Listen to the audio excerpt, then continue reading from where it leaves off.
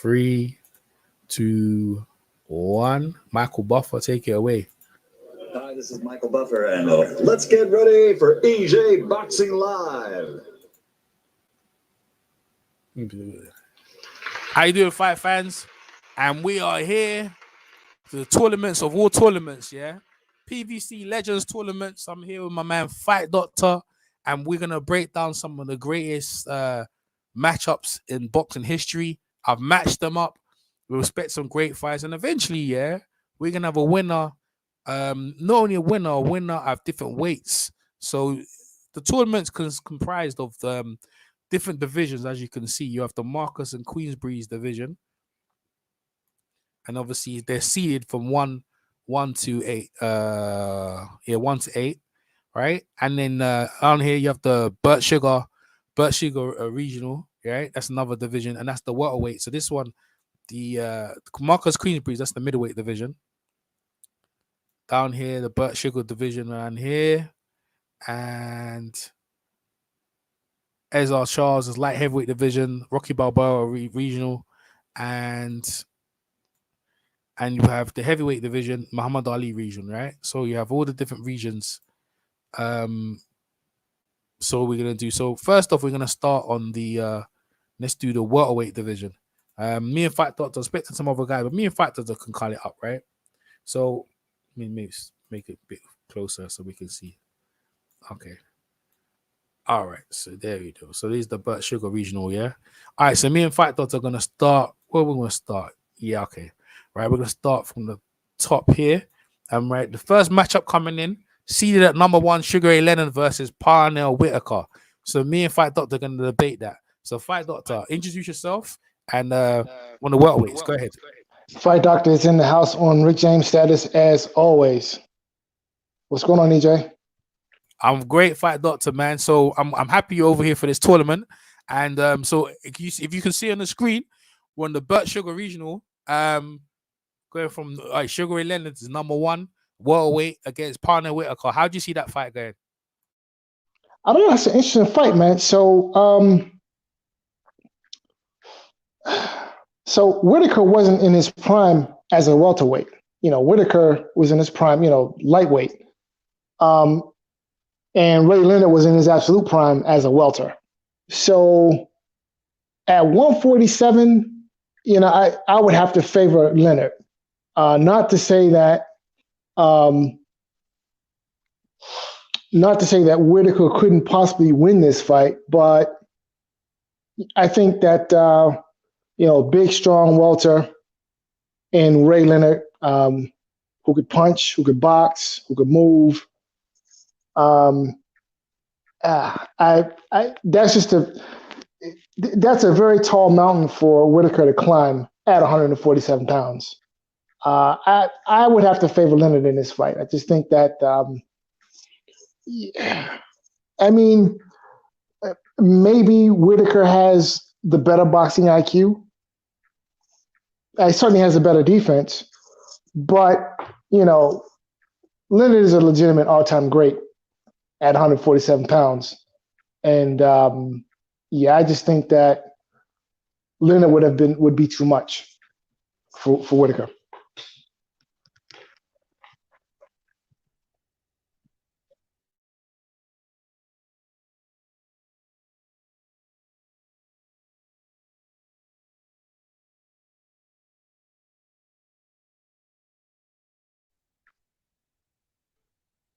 EJ. Yeah, sorry. I didn't realize I'm mute, Okay. Yeah, I thought I lost you. Yeah. No, I was here. I was talking, but I was on mute. All right, so I have to. I'm getting feedback. Fight Doctor, you put yourself on mute though. There you go. All right. I'm trying to remember to unmute yourselves because we get feedback. Yeah, no, I have to agree with you. Parnell Whitaker's best division. He started his division at lightweight. Was it lightweight? Yeah, it was lightweight. Or was it light? No, super feather. I think it was super feather. Was it super feather or lightweight? I think it was lightweight. Anyway, he started at lower weight, but his best division, one of his best divisions, was at 140, and he definitely should have won the Chavez fight. It was scored a draw, and Oscar De La Hoya had his best success with Oscar De La Hoya, but ultimately, Yeah, he'd be too small for Sugar Ray Leonard's natural. Came in at welterweight. It'd be a spectacular fight. Have to agree with Fight Doctor that the number one seed is going to be moving on. Sugar Ray Leonard. So what we're going to do, we're going to move Sugar Ray Leonard on to the next bracket. So Sugar Ray Leonard advances past Parnell Sweepy Whitaker. Hey, listen, is no slouch, but I have to agree with the Fight Doctor right there that he's moving into the next round. All right, Fight Doctor. All right, next matchup. Where we at? Oh yeah, we're down here. The next matchup: Floyd Mayweather versus Phoenix Trinidad. Go ahead.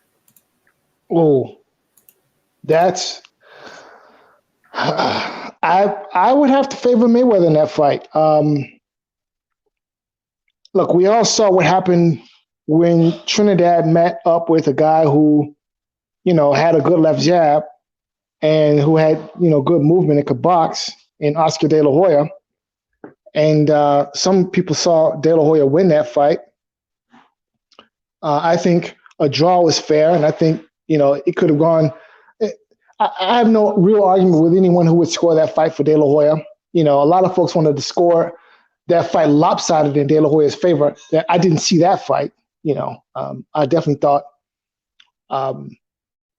Trinidad won the last 3 rounds, and he may have won 1 or 2 of the early rounds. So I could definitely see like 7-5 De La Hoya, but 8-4, 9-3. I didn't see that fight. But in terms of Mayweather and Trinidad, I think Mayweather.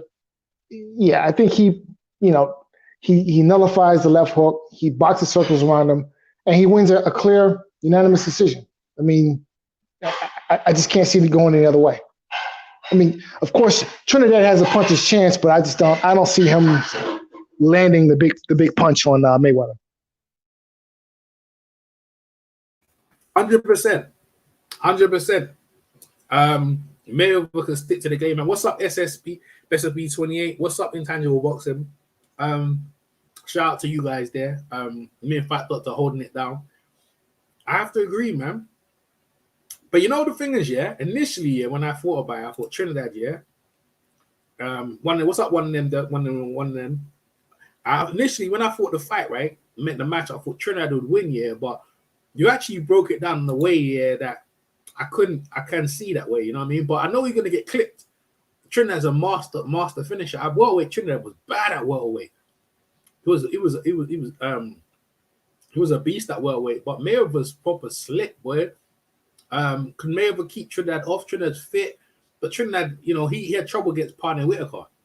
I know he beat Parnell Whitaker, but against Mayweather gave him all the tricks, right? I'm gonna have to agree with you on that one.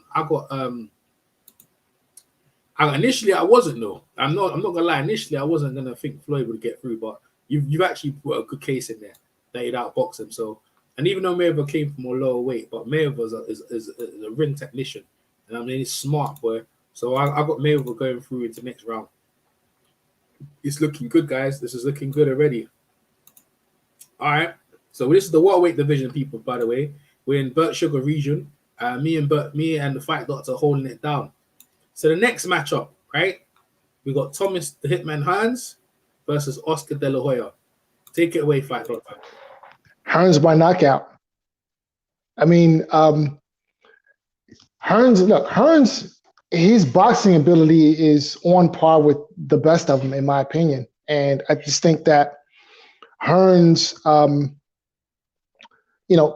being 6'1", having the reach, having the jab, having that monster right hand, Hearns was the whole package. I mean, the only real knock on Hearns is his chin.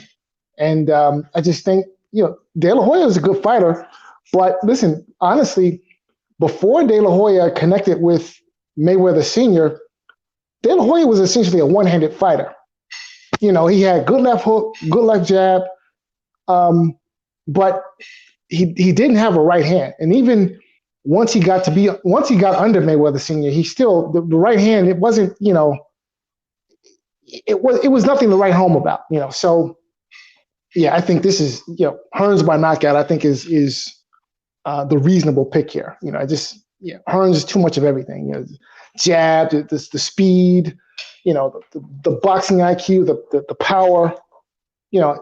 He has every advantage over De La Hoya. So, yeah, I see Hearns by knockout. And we have my man Unrivaled Boxing Talk. Just came in here with Boxing Talk and news. What's up, Unrivaled? How you doing? How's it going, AJ? How's things? I'm cool. So we're doing De La Hoya versus Thomas Hitman Hearns. How you see that matchup? Tommy Hearns knocks him out, probably rounds 8 through 10. Too long. Great job. Good feet. Oscar, he's going to try and come in onto the inside, try and close the space from Tommy, but Tommy's just going to flash that uppercut each time he rushes in. Probably Oscar will be his own demise in that fight, to be honest. Just trying to rush too much. You can't really rush Tommy unless you've got massive power or a granite chin. And Oscar, he's a good puncher, but not massive, and he doesn't have the greatest of all-time chins like a Hagler or something to deal with that. So if he tries to box from him, he's just going to get pieced off of the jab and get dissected and then get taken out rounds 8 through 10.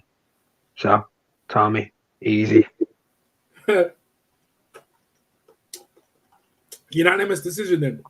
No, it stops him 8 rounds to 10. Yeah, no, I'm talking about all three of us. Me, you, and five.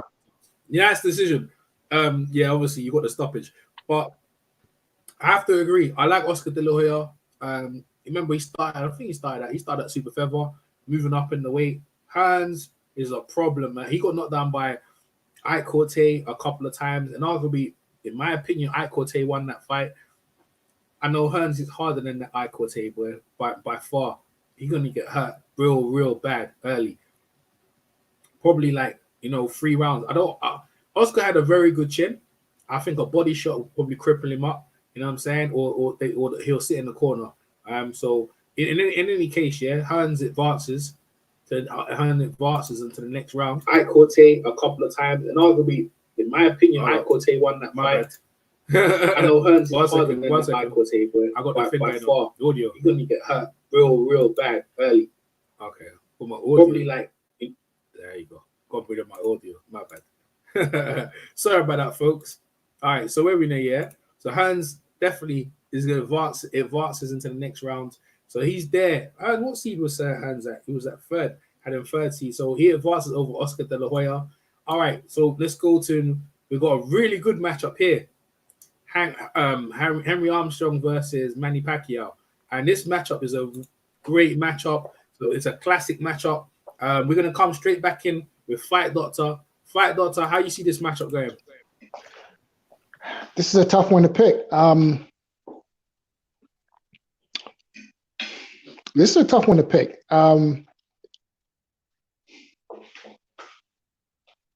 Honestly, I think I'm going to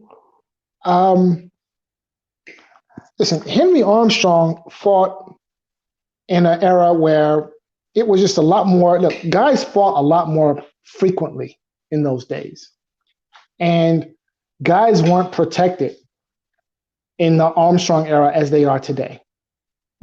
And I think Pacquiao during his prime, even now maybe, was and is one of the more protected fighters in the sport.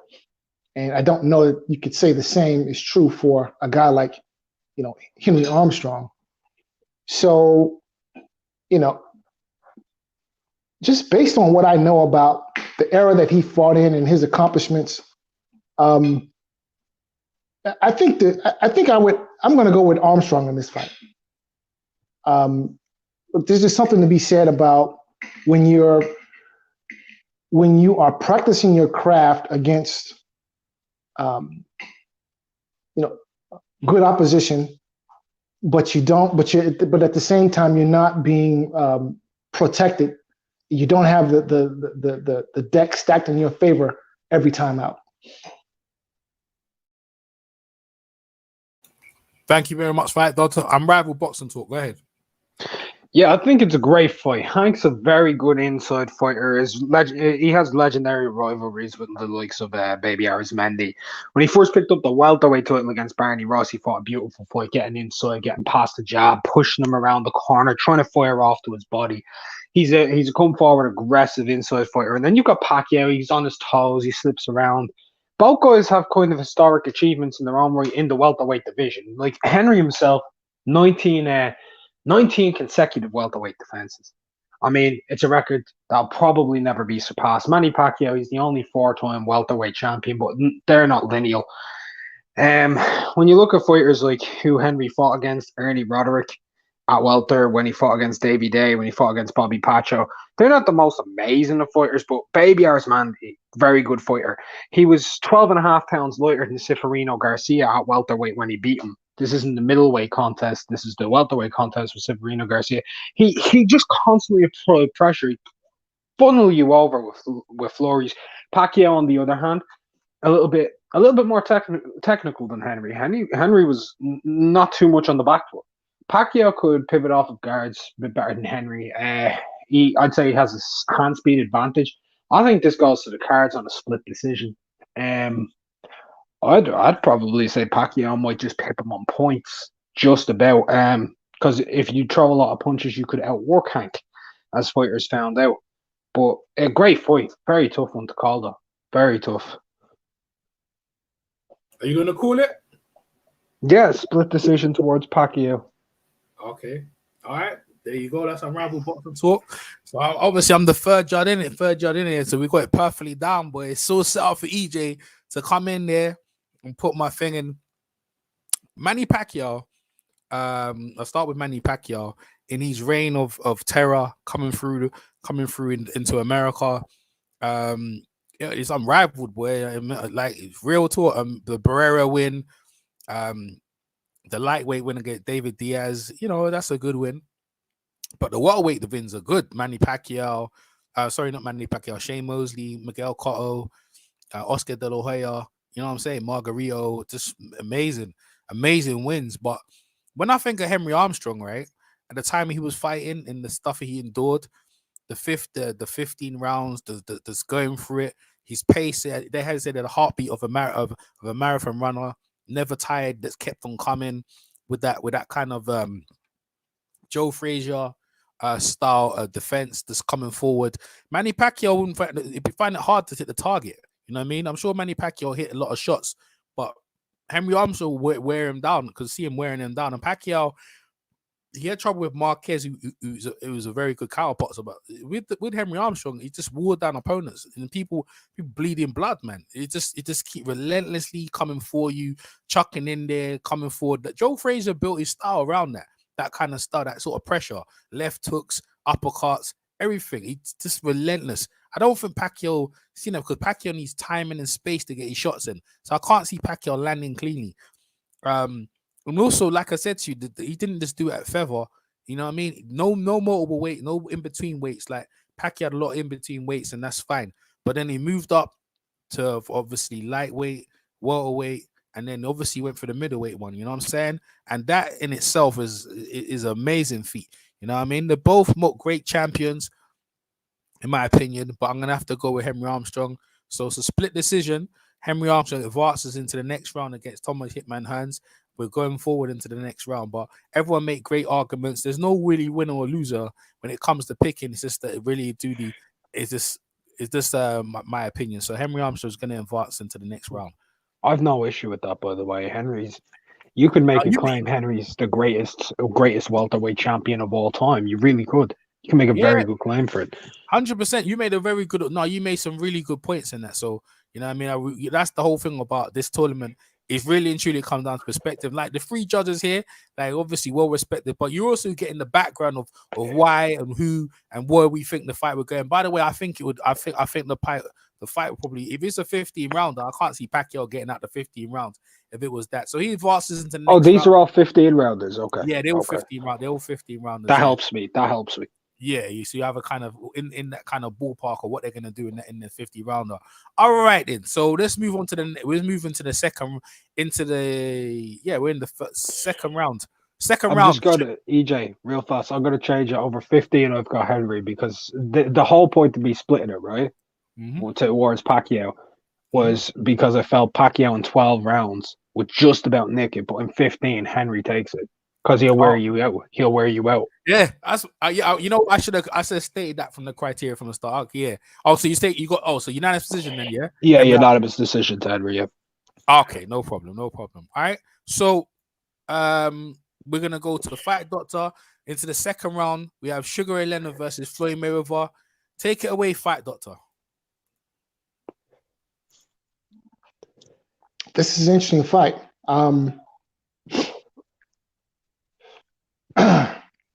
I think that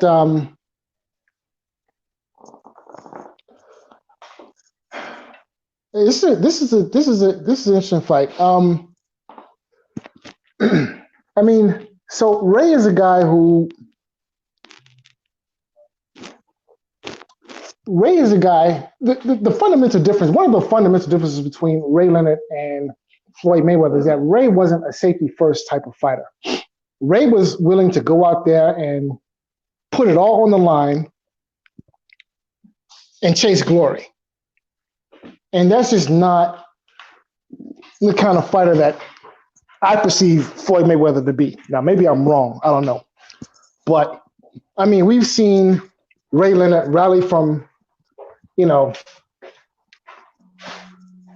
come from behind. We've seen him, go up against, the big bad boogeyman and come out on top. We've seen him, wear his heart on his shoulder and go out there and, throw boxing to the wind and just fight in the pursuit of glory. That's the fighter that I perceive Ray Leonard to be. Floyd Mayweather, on the other hand, is a boxing artist, a boxing Picasso. His approach to the sport is like Warren Buffett, his approach to business and investing. It's on point, and everyone is paying attention, and everyone is trying to figure out what is your formula? Every investor wants to be Warren Buffett. And I think from my point of view, you look at Floyd Mayweather and that the people who came behind him, they're looking at him and analyzing his style and trying to emulate it in some respect because they see him as being this Warren Buffett of boxing in terms of his skill level, in terms of his defense. But there's just certain things, there are certain intangibles that exist. And I just think that in terms of those intangibles, maybe a guy isn't as skilled as you, but who, what are the intangibles? What are those, just those things that we know exist that we can't necessarily wrap words around, but we know they exist. So on paper, this is a close fight. But I just think that, when the question is asked, who is the guy who's going to go out there and there's a saying, the cream rises to the top, right? Who is the guy who's going to go out there and dare to be great? When you're matched against an opponent who's evenly matched, who's as skillful as you, but, or maybe even more skillful than you are, well, who's the guy who's going to go out there and and meet the challenge, and lay it all on the line? And I just think that Floyd Mayweather, being the defensive first fighter that he is, that isn't necessarily his mentality. Now, I'm not questioning Floyd Mayweather's heart by no means. I'm just, in my assessment, his approach to the sport of boxing, when, given the challenge that a prime Sugar Ray Leonard would bring, I just think that the intangibles favor Sugar Ray Leonard. And I think that because of that, he will win the fight. So I'm picking Leonard. Leonard by decision. I don't see Leonard knocking out Mayweather because Mayweather is just, in my opinion, too defensively gifted. But I just think that when it comes down to it, that Ray Leonard has more of a will to win and would do more to chase glory. And that I think that's a part of his DNA more so than it is Floyd Mayweather. Thank you very much, Fight Doctor. Unrivaled Boxing Talk. Yeah, this is a good fight. Floyd's Philly shell. Not so much around nowadays. People use different versions of it back in the 80s and the 70s. And maybe he's one of the greatest to ever use it. I'm not 100% sure. You've got Georgie Benton, etc. People look at the blueprint on how to beat it. There are ways. Just modern day fighters couldn't. And a lot of it comes down to attributes in the ring. And one thing that helps you against the Philly shell is size. And volume. And if there was nothing else that Ray may have over Floyd, it's size, volume, speed, and accuracy. I think it was in 1979.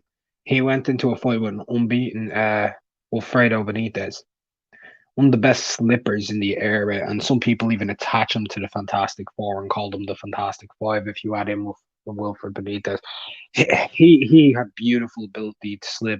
If you watch that fight, we were talking about artistry. That fight itself was like Picasso and Van Gogh. And both men were writing, like they were drawing pictures of how boxing should be with offense and defense. And Ray Leonard managed to knock him out in the 15th round. And one thing with Floyd is, using the Philly shell, when he has people coming towards him, he uses his pull counter, which he has a great deal of pop on. But with someone like Ray's chin, no offense to the guys of now, like they don't have that chin. They do not. That chin was tested by Tommy Hearns, Marvin Hagler. It was tested by Duran multiple times, like big all-time punchers, big ones. And he was able to deal with their power. And with Tommy, he was able to walk through it. So it makes me think if Floyd just pops off that one pull counter with the lack of volume, Ray's going to take it on points if he doesn't stop him, because he'll be able to throw that straight right over that shoulder on the top of the head too. Floyd would need to keep his gloves up, and that would leave him open for Ray's volume to go down low. It's a good fight, but I got Ray on points. Man, you guys done some great breakdowns on the fight, man. And hey, listen, boy, Floyd Mayweather, boy, even getting to this point, man. Listen, this is a hard tournament. Beating Felix Trinidad, I think he might come a cropper against him. This stylistically is a wicked, absolutely mouth-watering fight that people savor on. They talk about all the time. And Mayweather, like, for all these accomplishments, like, he done so well to even come up from the weights to get into the division and fight against the welterweight divisions like Shane Mosley, you know what I'm saying, and all the opponents there. But against Sugar Ray Leonard, it's just like maybe this is a bar a bit too far for him, a bit too far. Leonard can match him or whatever he does, his foot speed. And remember, Floyd slowed down when he got into the welterweight division. It wasn't like when he was at 140. It wasn't like when he was at the lightweight or the super feather. You know what I mean? He was taking his time, picking, and he was just beating him. But with Leonard, with that sort of energy, that sort of work rate, and he's got a dire punch in 15 rounds, I'll be honest with you, man. I'd be hard-pressed to me to say that Floyd Mayweather will might get stopped. Because the thing is, you have to understand, yeah, Leonard is relentless. It doesn't matter, whatever you want to do, Ray will do with you. Floyd, I understand Floyd is a grifted fighter, but a lot of time Floyd had his way with opponents because he was fitting in them. He wasn't fitting them. He ain't gonna be fitting in Sugar Ray Leonard. Prime for prime, I have Sugar Ray Leonard advancing into the next round. I have him stopping Floyd Mayweather within probably round 8. Floyd sits on his stool, so he doesn't really get knocked out. But the corner throws a towel and says, "Nah, it's too much. He's too big. He's too strong. He's too active, and he got too much energy. You know what I mean? He hits too hard. You know what I mean? Floyd, I welterweight, he had respectable power, but he's just your man Leonard. This is Leonard's weight class, so you know what I mean. Floyd done well to get to this point, but I got Sugar Ray Leonard advances, so that's unanimous decision by the panel. So Sugar Ray Leonard advances into the third round. Get me semifinals of the tournament. So we're gonna go to the next bracket down here. We have Thomas the Hitman Hearns versus Henry Armstrong. Fight Doctor, take it away. This is another tough one.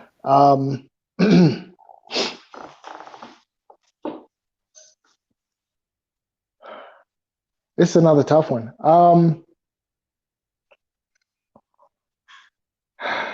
So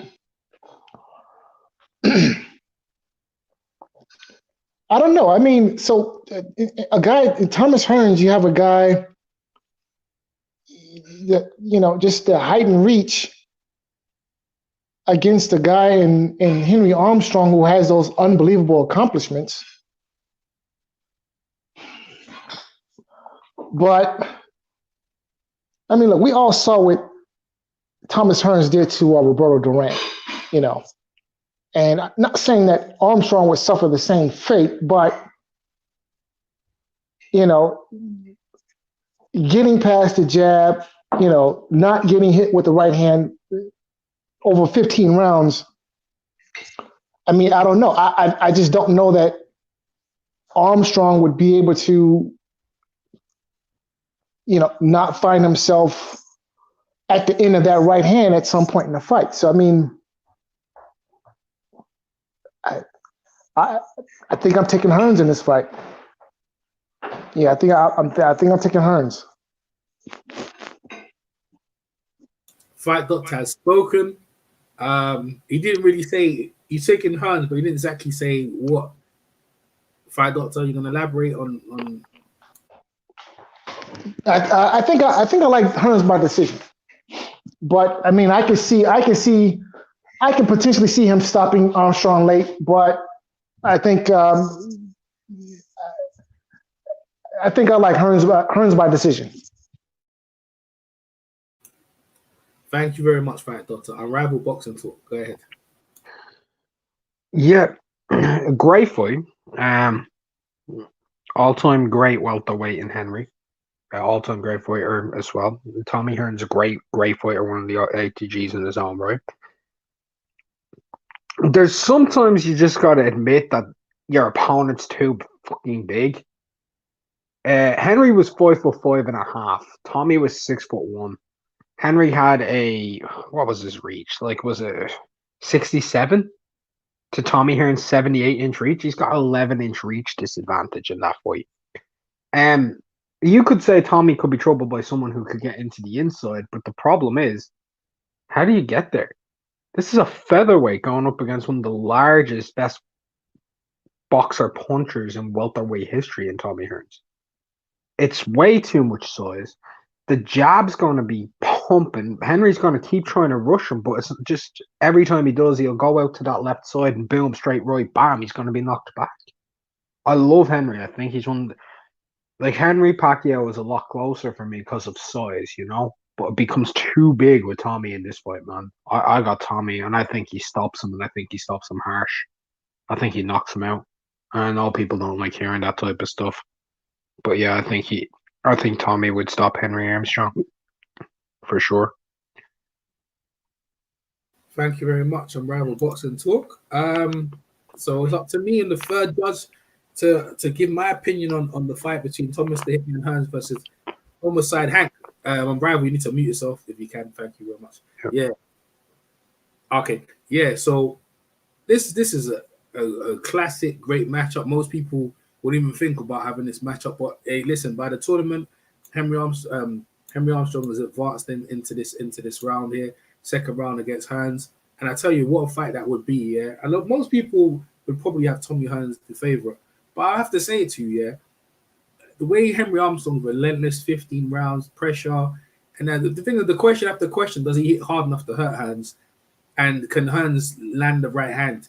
Now, the bob and weaving style, Ali, think about that Ali style, right? That kind of style against the Joe Frazier style. You know what I mean? The kind of uppercuts, kind of slipping in the shots. Henry Armstrong, 5'6", Hearns over the top of him. You'd think Hearns have an easy time, but boy, after a while, you're gonna have to stand with him. Yeah, I think Hearns finds it hard, man, to land the shots. I see Henry Armstrong. Is his shot scoring? Is he hurting Hearns? That would have to, up to debate. Does he hit hard enough to hurt him? He definitely does. He can bust you up to the body.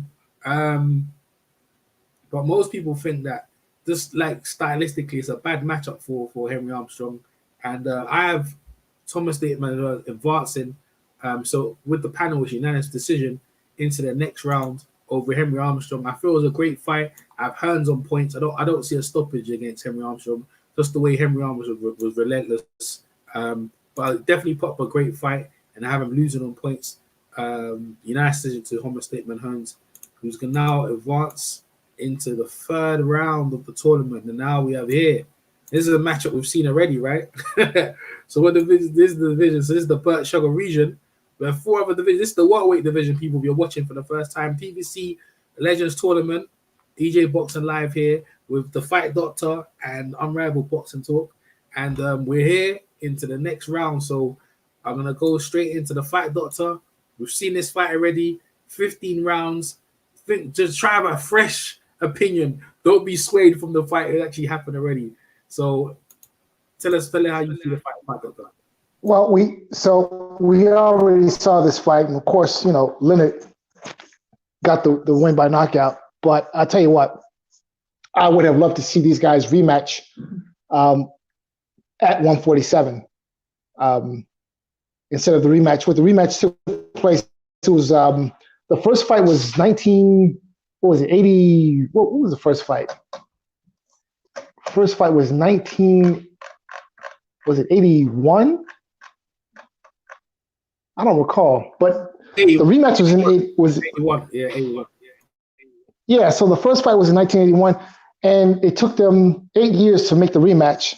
I would have liked to have seen the rematch at 147, closer to their prime. Maybe perhaps it would have been a different outcome had they rematched at 147. But of course, that didn't happen. We did get a rematch at, I think it was middleweight, or was it super middle? But wherever it was, I thought Hearns deserved to get the victory. I saw the rematch, the decision as a robbery. Yeah, best 2 out of 3. Who knows? Who knows? Hearns was up on the cards at the time of the stoppages, if I'm not mistaken. And Hearns was essentially giving Ray Leonard a boxing lesson. And had he not got knocked out, potentially would have won that fight. So best 2 out of 3, I don't know. But again, we saw the fight. So, it is what it is. And I have Leonard beating Hearns because, in effect, that's exactly what happened. Okay. Unrivaled Boxing Talk.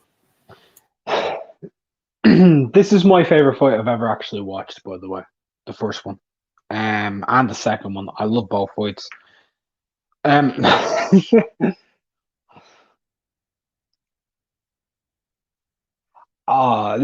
really struggling because I'm thinking if they had a rematch at welter, who would have won? Tommy was getting to be a little bit more drained, But he was, if he goes the distance, I think he beats Leonard at 147. That's the thing. He was up on all 3 cards, 124, 121, I think, and 125 to 121, I think, something like that. 124, 120, 125, 121. It was something like that. And first of all, Tommy's jab was beautiful in that fight. Right, he was walking through a lot of the right hands. It's hard to break it down because I'm only going to be saying things I've already seen them do, against each other. I'm taking Hearns to beat him on points, split decision. At welterweight in a rematch.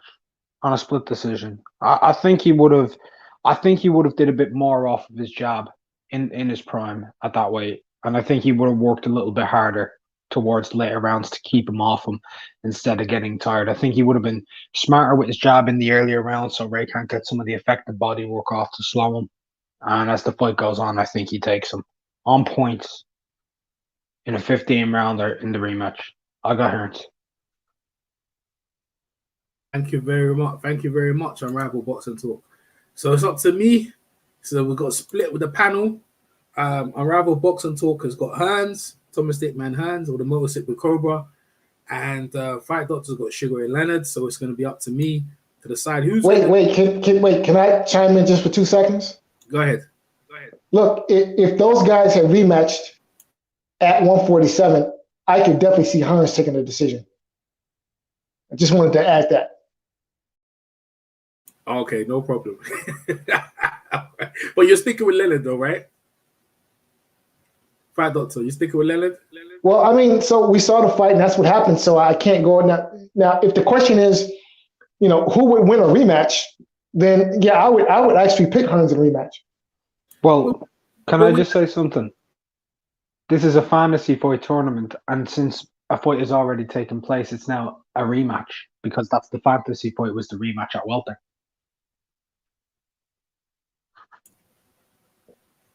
Well, then I tell you what. In that case, if we're talking about a rematch between the two, all right, then put me down for Hearns. Nah, you can't change it. You can't change it, bro. You can't change it, Fight Doctor. But see, the thing is, yeah, like the scorecards are in. You've made your decision, and like that's it. We're gonna stick. That is all right. Then what Unrivaled said is actually true. Like this is an all fresh matchup, but you've already vented your opinion, and I have to be fair now. You pull it in there. I'm not gonna have you change your mind at this point because I feel like what you said is the argument that most people would say. Even if I wanna act like it's the first time and in a rematch, then most people would probably think that Leonard's gonna probably win the fight or Hearns. You know what I'm saying? And he put a good argument, so it's up to me as a third job. But thank you, Fight Doctor. But I have to decline your offer of detracting your original vote in. So stick to the original one, and that's how we go forward. Because otherwise, it's like we're gonna change. Might as well change Manny Pacquiao and have him over Henry Armstrong. We're not gonna do that. But that's what I'm saying. So I what you said there, because look, you had time to think about it, and that's what it is. You know what I mean? So we'll leave it as that, right? But going forward, that is the criteria. All right. So having said that, right now it's my turn. Yeah. So everyone's put a great thing. Unrivaled to pick Hearns, and Fight Doctors put Sugar Ray Leonard. Now just a 15-rounder clear that I haven't seen what it is, but I have seen it. You know what I mean? I have seen the matchup, and it is taken in my mind. It's taken in my mind what happened. Hearns is a wicked starter in welterweight, tremendous starter. Like the pressure Hearns puts on you in like the first half of 15 round is tremendous. If you can get past that, if you can get past taking some of his shots and the way he tries to intimidate you, bro, you have to be something. And Leonard did that. He did that. You know what I mean? He was all sorts of things must have been going through his mind to quit, to give up, and he stuck in there. He stuck in there and found a way. He found a way to find it. And as you see with Hearns, obviously later on in his career against Iron Barkley, he's all right when he's putting it on you. But when he starts coming back on you, he ain't the best. And even if you want to have a clear fight in the rematch coming into that I feel that the same scenario is going to unfold.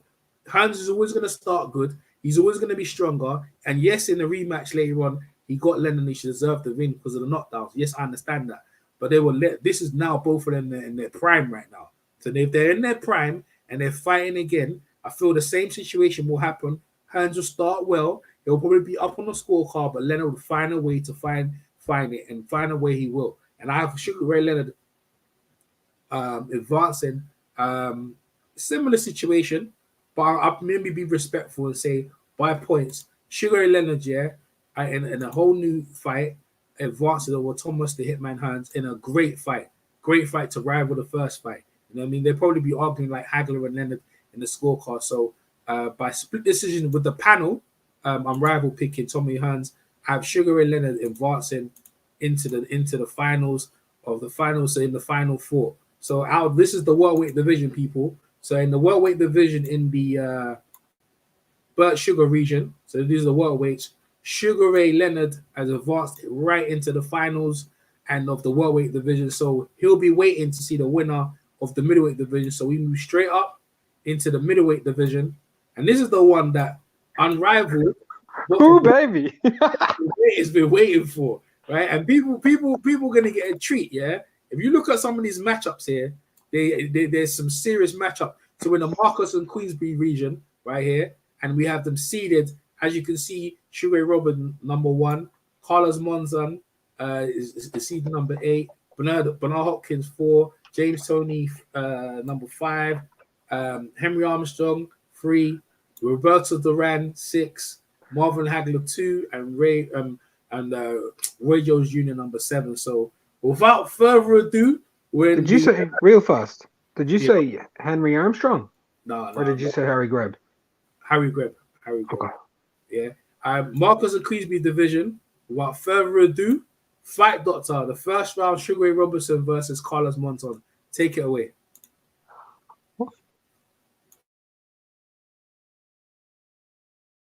Fight Doctor? I guess Fight Doctor's occupied. I'll go ahead. No, you guys can hear me? Yes. Go ahead. So that's a good fight. In that fight, I'll be honest with you. I find it hard to pick against Ray Robinson.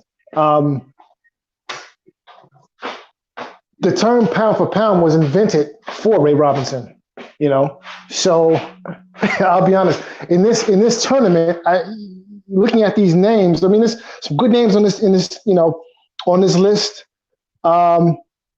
And Carlos Monzon was a hell of a fighter, but I'm liking Robinson in this fight. I just don't think. I just think Robinson brings too much to the table, and I like Robinson in this fight. I'm rival boxing talk. Go ahead. This is a great fight. Monzon was a very aggressive guy. People often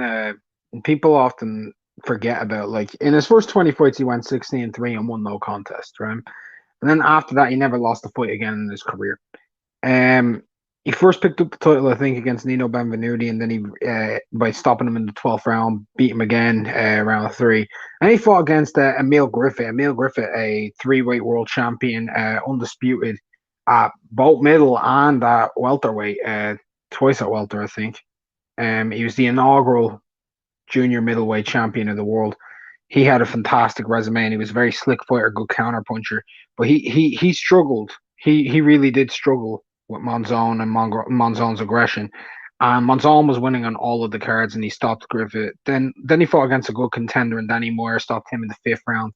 He was a very brutal puncher, but he could box. He had a nice jab. He fought against some smaller guys for sure, and Ray Robinson did sometimes too, but he also fought guys who were heavier than him, like Jose Napoles, who was really a lightweight who made his bones at welter and then moved up, and he got stopped by him. But Monzon, he could bang as well. He was rough, he was rugged, but then you've got that fast, slick, beautiful style of Ray Robinson. Like, let's just remember one thing: this man is the only 5-time lineal middleweight champion in history, and he did that for a reason. If you beat him, he'd come back and he'd beat you again. You need a lot to stop this guy. One, he's faster than Monzon. He has way more delicate feet than him. His movement was sublime. He had a better jab, in my opinion, and he'd be ripping him to the body as well. Monzon didn't like it to the body, but he could keep most people away just on size. He did fight guys who were smaller than him. He'd use that pivot jab. But I got Ray Robinson beating Monzon on points in a beautiful fight, by the way. Monzon's an underrated boxer, but Ray Robinson beats him on points all day. All day. A beautiful breakdown from the pair, from both Factor and Unrivaled, and I'm really loving this tournament. I must say that Sugar Leonard was the number 1 seed. He advances into the finals in the final 4, and right now everyone's looking at Sugar Ray Robinson as the number 1 seed at the middleweight division, and the fight with him and Carlos Monzon, what a spectacular fight, a legendary fight. These are arguably the 2 of the best middleweights of all time, matching up in the first round. Carlos Monzon definitely can hit, punch, everything, but against Sugar Ray Robinson, the pound for pound was coined for him, as Fight Doctor pointed out. All the technique, all the style, the speed, the size, just like you said, multiple time he won the belt back, linear belt. Even though Carlos Monzon is a great champion, long reigning champion, I have to push picking Sugar Ray Robinson in this fight, just stylistically. I don't think we have to do the speed and definitely the power. I know definitely he can get his shots in, but it's a whole different ball game. Hey, arguably, Carlos Monzon might win one if they fought 3 times. Ray Robinson used to fight guys 4 or 5 times. So I can see Carlos Monzon actually winning one, but not today and not in this tournament. By unanimous decision over Carlos Monzon, I have Sugar Ray Robinson. Sugar Ray Robinson advancing into the second round of the middleweight division, the Marcus and Queensberry's, and the number 1 seed goes through by unanimous decision on the panel. There you go. It's moved into the next round, and what a great fight that would be. So we're gonna go down to the fight doctor, and this is a matchup that a matchup that most people would love to see. Didn't happen. It should have happened. So let's talk about it. Bernard Hopkins versus James Toney. Take it away, fight doctor. Yeah, you talk about a real crime. That fight would have been the lead up to that fight would have been like the stuff of legend. Okay, the amount of shit talking that would have taken place between these two guys. Another tough one.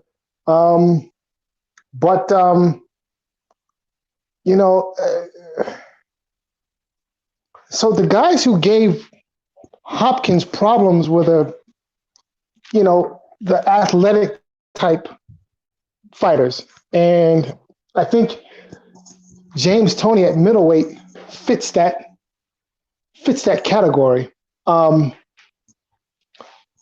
His defense was sublime, not to say that Hopkins is a slouch in the defensive department, because he's not.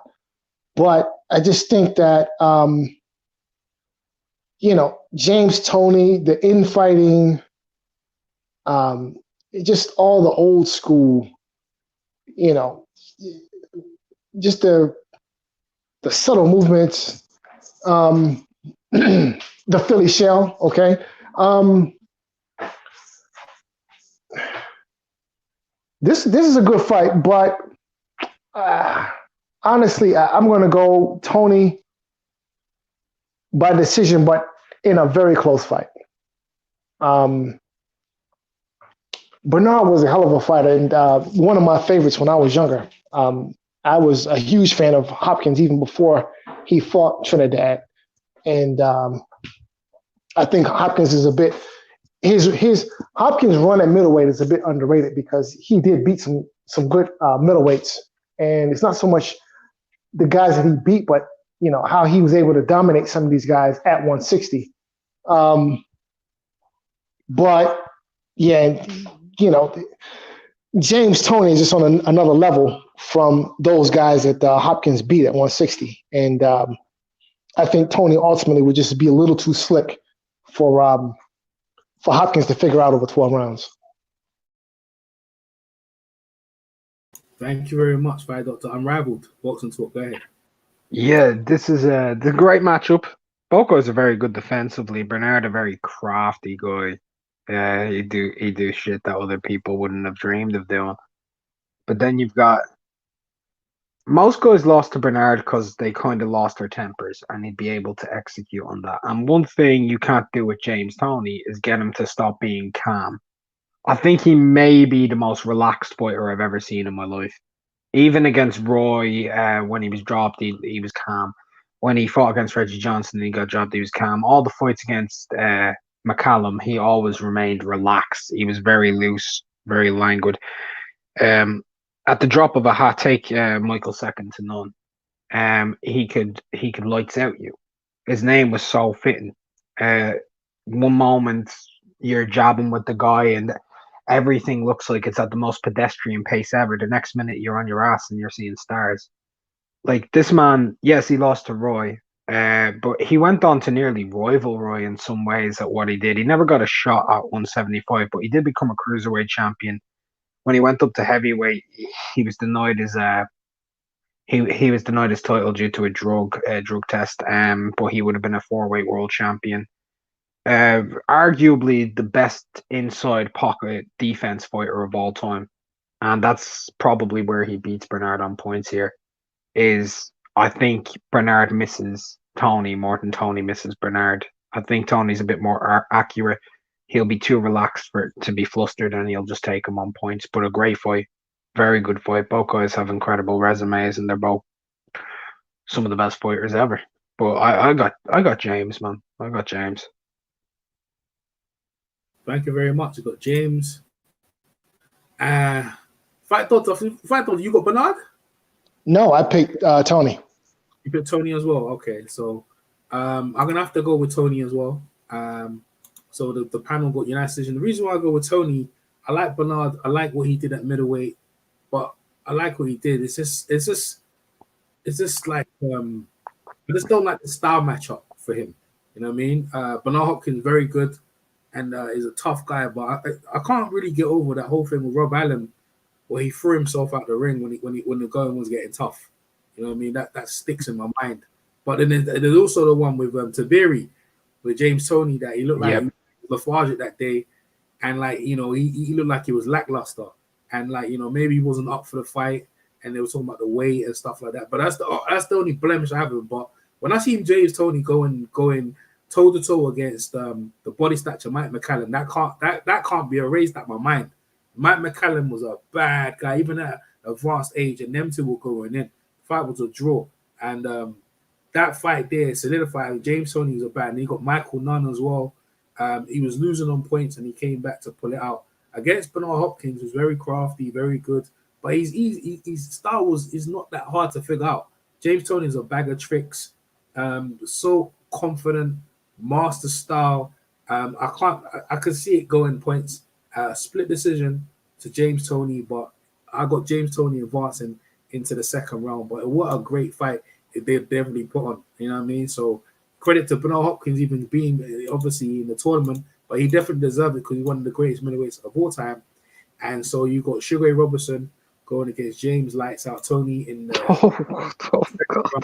yeah, with Watson. So we definitely, this is the middleweight region, by the way, Marcus Aquisby region. So this is the middleweight division. So we're moving in. So this is the one where Unrivaled. I'll start with Unrivaled on this one, especially on this one. Unrivaled, been looking forward to this one for ages. Roberto Duran versus Harry Greb. Go ahead, Greb. Fucking volume for days. One of the toughest people ever. This man had a 14-pound disadvantage against Gene Toney when he beat him. He beat multiple light heavyweights fighting as a middleweight like Maxie Rosenblum. He beat guys like Mickey Walker. He beat every different type of style. People like Jack Dempsey. Was it Jack? Yeah, it was Jack Dempsey who said that Harry Greb's hands were as fast as Benny Leonard's, who's arguably the greatest lightweight of that era, who Duran is compared to as the all-time great. An all-time great in terms of lightweight. Now, when you go into like Greb's overall body of work, right, and stuff like that, this man beat more Hall of Famers than any other fighter in history individually. 15 from Jack Blackburn, if you want to include him, he'd be the 15th. But you've guys from Clark to Rosenblum to Walker, all the way out. He fought every single style and on pure ferocity, going to the body, pulling you down, smacking you in the face, shoving his elbow in your neck. Duran gets outmatched. He gets outmatched in ferocity, and he never had anyone like that. Especially not someone like this. This guy was unbelievable. Unbelievable. Greb beats him.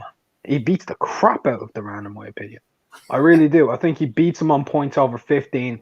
Duran at middleweight, by the way, was a faded guy in comparison to what he was at like lightweight and a bit welter. After the one fight at if you take out Ray Leonard, what's his best win? Outside of that one win over Ray Leonard, yeah, he had 12 defenses, but he never defended undisputed when he won it. He got the fuck out of there, cashed out. And then he fought a few guys. Yeah, he beat Iran Barkley, big guy, but Barkley was beatable. It wasn't like Barkley was the greatest fighter around ever. He was a strong guy and he was robust, but after that, he didn't really materialize to much else. He had a good in and out style, but he'd be able to move his head left and right and turn you. But Greb isn't going to allow you to do that. He's going to keep his hands on you constantly. Greb. Thank you very much, Unrivaled Boxing Talk. Fight Doctor, go ahead. So when you were giving your explanation of the Hopkins Tony fight, I was looking at this fight thinking, how does Duran win? Like, I mean, I'm a huge Roberto Duran fan, but like, just how does he win? At 160. And I find myself asking that question, not being able to come up with an answer. Like, how does he win? I agree with the sentiment that Greb would have been too much. Yeah, I'm going with Greb in this fight.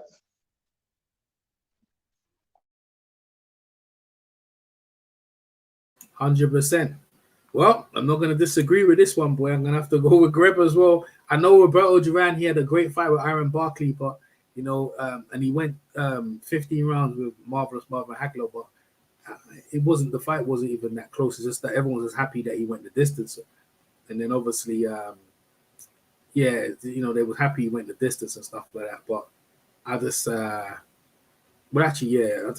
don't see it, man. It's just, it's too much for Roberto Duran. But hey, it'll be a great fight. It'll be a brutal fight, to say the least. It's brutal, very brutal. I can see it going points.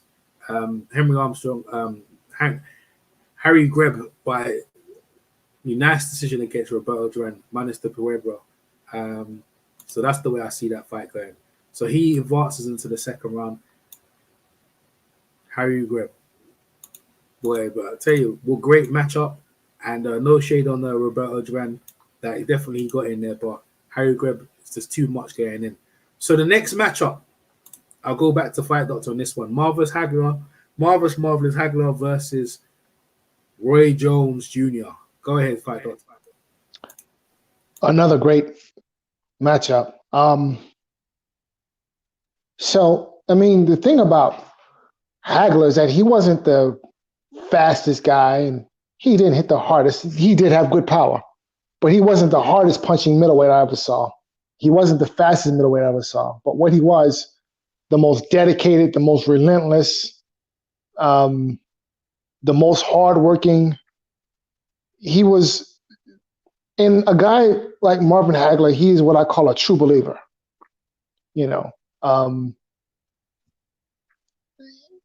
And when you have a guy like that, it's very tough. It's a guy who's a true believer, very difficult to beat. I'm one of the people who feel that will trumps skill. It's the guy who has the greater desire to win. Often that can be enough to get you by the guy who's faster than you, who has more ring IQ than you, who's stronger, who punches harder than you. Maybe he doesn't have the will enough, to go to the place where he would need to go in order to beat you. And that's Marvin Hagler. That he was that guy. You go back and you look at his fight with Tommy Hearns. He comes right at Tommy Hearns. Okay, Tommy Hearns is, one of the biggest punchers the sport of boxing has ever known. He comes right at him. Right hand be damned. So in a guy like Marvin Hagler, it's just a package that's just difficult to beat. It's just hard. So as tempted as I am to pick Marvin, Roy in his prime was a package. I mean, I can just envision a scenario where Roy is just too fast, too strong. He's making Marvin miss, making him pay. Not that I think that Marvin would be discouraged. I don't think he would. I think he's coming after Roy, but, Roy's punching power at 160 wasn't anything to sneeze at. So question is, could Roy deal with Marvin's pressure for 15 rounds? Would Roy be able to discourage Marvin? I'm trying to figure this. This is a tough one. I really want to pick Marvin because I'm a huge fan, Marvin is the definition of stick-to-itiveness. I'm just not going to be discouraged. Okay, I'm going to take what's mine. In fact, I'm going to take what's yours and make it mine. That's Marvin Hagler. But yeah, this is a tough one. I mean, the more I think about it, I mean, my head is telling me Roy, but my heart is telling me Marvin. And honestly, this is a tough one. I mean,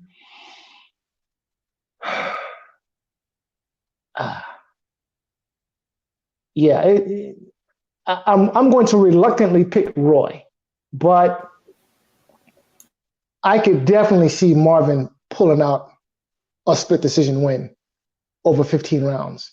I could definitely see a scenario where, maybe Marvin is able to catch Roy, along the ropes and, maybe make it rough him up. Listen, the knock on Roy is that Roy was never the guy who was willing to cross the burning sands. Roy was never that guy who was willing to go to war. That was not him. And I would point to the Tarver rubber match. Roy had Tarver hurt. And I think it was about the 10th, 9th, 10th, 11th round. He had Tarver hurt. He had Tarver on Queer Street. And Tarver was there for the taking. And Roy knew it. And Roy looked at Tarver. Tarver looked back at Roy. And instead of going in for the kill, Roy hesitated. At the end of the day, Roy just did not have the killer instinct that a guy like Marvin Hagler has. You talk about a killer. That was Marvin Hagler, and wow, this is, Roy has all the physical attributes. He's got all the physical advantages, but again, the intangibles, those things that we know exist, but you cannot put words around them. That was Marvin Hagler. And, just that will to win. Fuck it. I'm taking Marvin in this fight. I'm taking Hagler. All right, we finally got there. Our rival boxing talk. Go ahead. This is a marvelous fight, man. It's a marvelous fight. Roy, everybody says it like he's the most athletically gifted fighter ever, right? Pretty much. Beautiful reflexes, power, stunning. His biggest cross to bear was his heart. And then you put him in there with Marvin. He's literally heart personified. But let's not underestimate just how good of a boxer Marvin is either. Marvin moving his head left and right. Roy's not going to just be able to put that jab on him or throw that right hand with him constantly doing that. Or if he decides to shift stances. Or if he decides to fire off the left hook, the southpaw stance, and power in. Or explode off of his feet. Because he was quite athletic too. He could explode right into the pocket. And he could, I believe he'd be able to take Roy's power. This is one of the greatest chins in middleweight history. If not the greatest in all of boxing history, it's one of them. I personally think Marvin beats Roy. Primarily because at 160, there is one most important factor here. Roy himself was still quite green at 160. And whilst he was very athletic, the experience of Marvin, the ruggedness, the determination to win, I think he takes him into the deepest waters and drowns him late. Roy gets a lot of success early on. As it goes into the mid rounds, they're nipping rounds, and Marvin starts to take them over, going into 11, 12, 13. It starts getting more brutal, one-sided 14, and Marvin probably drops him in round 14 or 15 and takes him out on points. So I got Hagler on points with a drop in a great fight that goes one way and then goes all the way the other. 100%, man. It was a great breakdown by both you guys, and I can't see it any other way, man. I like Roy. Roy was good at middleweight. Got Bernard Hopkins, and not the most entertaining fight, but that's Roy. He made like good opponents seem like they were ordinary. The Hagler is a different it's a different proposition. He's different. See, 15 rounds against Hagler is no joke. Even Leonard didn't want to do 15 rounds. Why? You know why. Ain't no one wants to do 15 rounds with Hagler. It ain't no joke. Hagler, if Hagler did 15 rounds against Leonard, Leonard wouldn't have finished that. He wouldn't have finished that, right? And I don't see Roy Jones doing 15 rounds. Roy Jones will probably have his hands broken, hitting Hagler so many times in the head that his hands will be sore, man. I just don't see him beating Hagler. Hagler's relentlessness, and also Roy has trouble with southpaws. Hagler's a dynamite southpaw who could change it up. It doesn't matter how his arms are long, extremely long. Yes, Roy had the speed and the foot movement, but after a while, you're going to have to get his respect and you're going to have to stand there. And Hagler is not one of them guys, as you're hitting him, you're going to hit and get away. He's going to catch you because his arms are quite long. And Roy doesn't. You've seen Roy with that little peanut head of his. When he gets hit properly, he ain't looking good. He don't look good. When Roy tried to hold on inside, Hagler's just working the body inside. And there's no way Hagler's letting up. There's no breathing room. There's no air gap. Nothing. The ring becomes very small in there. Can't move that long for 15 rounds against Hagler. Hagler going all the way. I have him actually stopping Roy Jones on the 15th round in the Roy in the corner that they couldn't let him come out. He couldn't come out for the 15 rounds like Joe Frazier, Muhammad Ali, the Rumble in the Thriller Manila. I have it going that way. So I have Marvelous Marvin Hagler advancing into the second round against Harry Greb. And this tournament is heating up now, people. We've got some real cracking matchups here to talk about. You know what I mean? Mouth-watering matchups right here. But Roy Jones, credit, his name was mentioned, and we put him in there. But if you guys disagree, say something in the comment section. I'd understand. But boy, by a nice decision, Marvelous Marvin Hagler moves on to the second round. So, Fight Doctor, Sugar Ray Roberts versus James Lights Out Tony. Go ahead. Another good one. So the thing about Tony is that there were several knocks on Tony. His skill level isn't one of them. I mean, his skill level was sublime. However, we have seen James Toney get outboxed. We saw that in the Michael Nunn fight. We saw that in the Roy Jones Jr. fight. And to be completely honest, in a matchup against Sugar Ray Robinson, I don't see it being any different. I think James Toney gets outboxed. And, I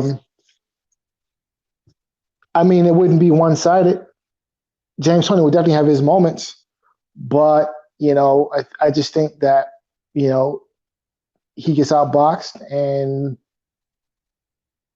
it's Michael Nunn, except this time there's no knockout. So I like Robinson in this fight.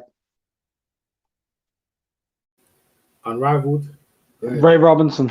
Tony, great defense, but Ray Robinson beats him too.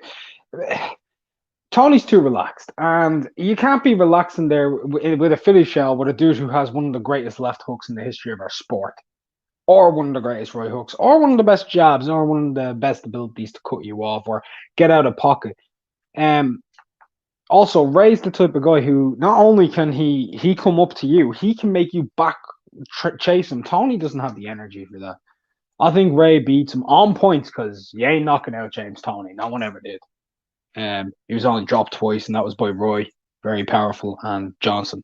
So, but yeah, I got Ray, man. I do. It's a great fight. No disrespect to James Toney. He's actually my favorite fighter to watch ever. I love watching James. But Ray Robinson, man, it's too much. It's too quick, too fast. His feet, too hard to catch, too hard to deal with. This is at his very best at middleweight. You got to go with Ray. Hey, listen, it's a great matchup. I have to admit, it's a great matchup. But hey, Ray Robinson versus James Toney, what a great old school matchup. I remember when James Toney was fighting Michael Nunn, and Rival, I think you need to mute yourself if you can. Appreciate it. When he's fighting Michael Nunn, he was struggling down on points and he pulled it out. I think the same situation could happen, but I don't think Ray Robertson will be getting knocked out though. I can see Robertson outpointing James Toney. James Toney struggling to find him footwork, and Ray Robertson unanimous decision on points. But in a great fight though, you know what I mean? A great fight. James Toney definitely deserves to be there, but I just don't see him beating Ray Robertson in this matchup here. Is a style? It's too much. James Toney always had the problem with people with good feet, hand speed, and stuff like that. And Robertson had that. So I got Ray Robertson by unanimous decision with the panel advanced him. So yeah, it's looking good. So we go into the next one. Fight Doctor. Marvelous Marvin Hagler versus Harry Greb. Another tough one. I mean, in this one,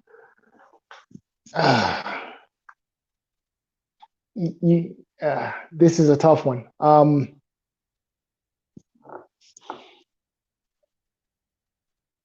Yeah, this is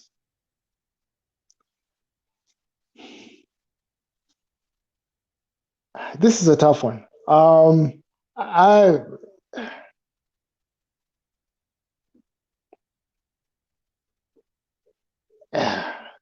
I mean, like, just some, like, how would Hagler react to, you know, the volume of punches, the work rate of a Harry Greb, you know, the dirty fighting, you know,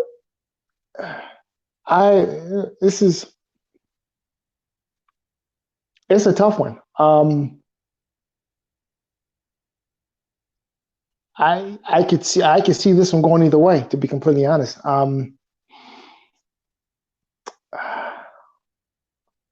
going to reluctantly pick Hagler, but I think this is a fight that could go either way. I think it's a good fight. I think it's a great fight, to be completely honest. But I think in terms of a guy who could, in terms of a guy who just had more, I think, more to work with. I think Hagler is just a guy who has more to work with than Harry Greb. I think, and I don't think there's a big gap here in terms of will, in terms of skill, in terms of toughness. I think they're pretty much on par, but I think just Hagler has a little bit more to work with. But I mean, a guy like Greb, you know, in Greb's day, these guys, you know, they just weren't protected, you know, and you had to fight everybody. And you can't discount Greb's accomplishments. I can see this fight going either way, but I'm going to reluctantly pick Hagler.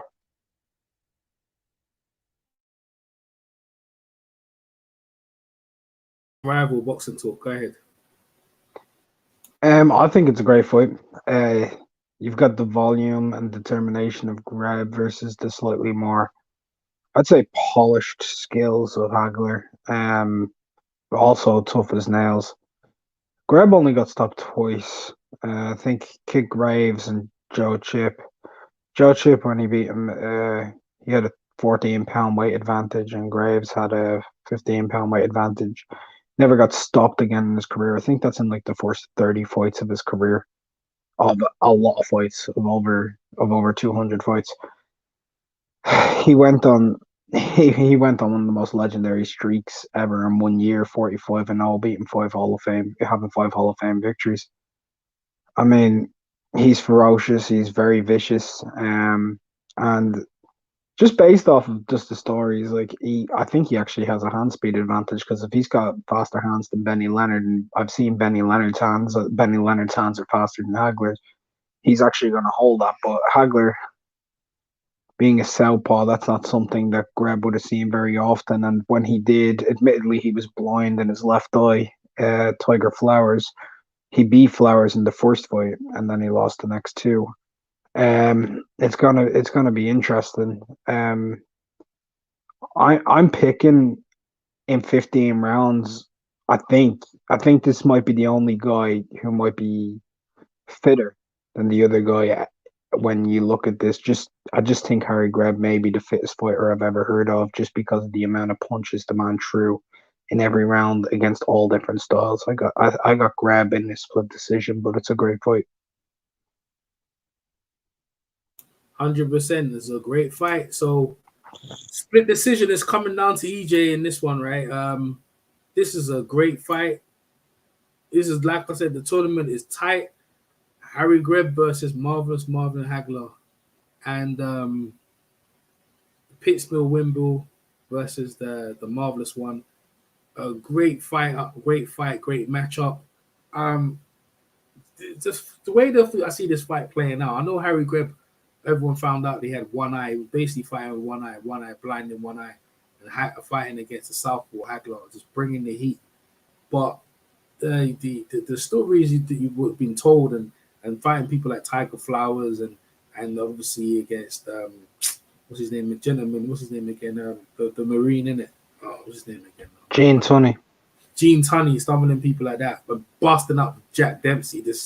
They stay in my mind. They're staying in my mind. You know what I mean? Hagler is a great middleweight, but this is a guy who's a mobile weight, beating up guys who were middleweights when there wasn't no in between. We're talking about light heavyweights and middle at the time. Obviously, it's different weights, right? But he's vicious, talking reckless. He's a wicked trash talker as well. And I mean, the referees to interfere. He see referees as policemen. Didn't want them involved in his matchups. This fight will be absolutely brutal. Like, I mean, I can imagine these guys after this fight, there'd be nothing left for Ray Robertson if they go into the next round, if this was true. But an absolute savage fight, and you can toss it either way you want. But I have Harry Greb going into the next round. I feel like it's not a shade on Hagler. I just feel like, I remember his fight with Video de Fermo. He should have won that fight. He should have got the decision. But stuff like that against saying this is brutal circuit. I mean, he definitely deserves it. Like, but I got slightly edging it. Harry Greb edging it into the next round, but definitely fight got to put up a good case, and it's obviously unrivaled. But this is what I see, and I'm the third judge in this equation. So I've got Harry Greb going into the next round. But salute to my man Marvelous Marvin Hagler. We're getting into the tournament and advancing into the round, but we've got an all-time matchup here in the finals of the middleweights right here. Harry Greb versus Sugar Ray Robertson. Take it away, Fight Doctor. Yeah, so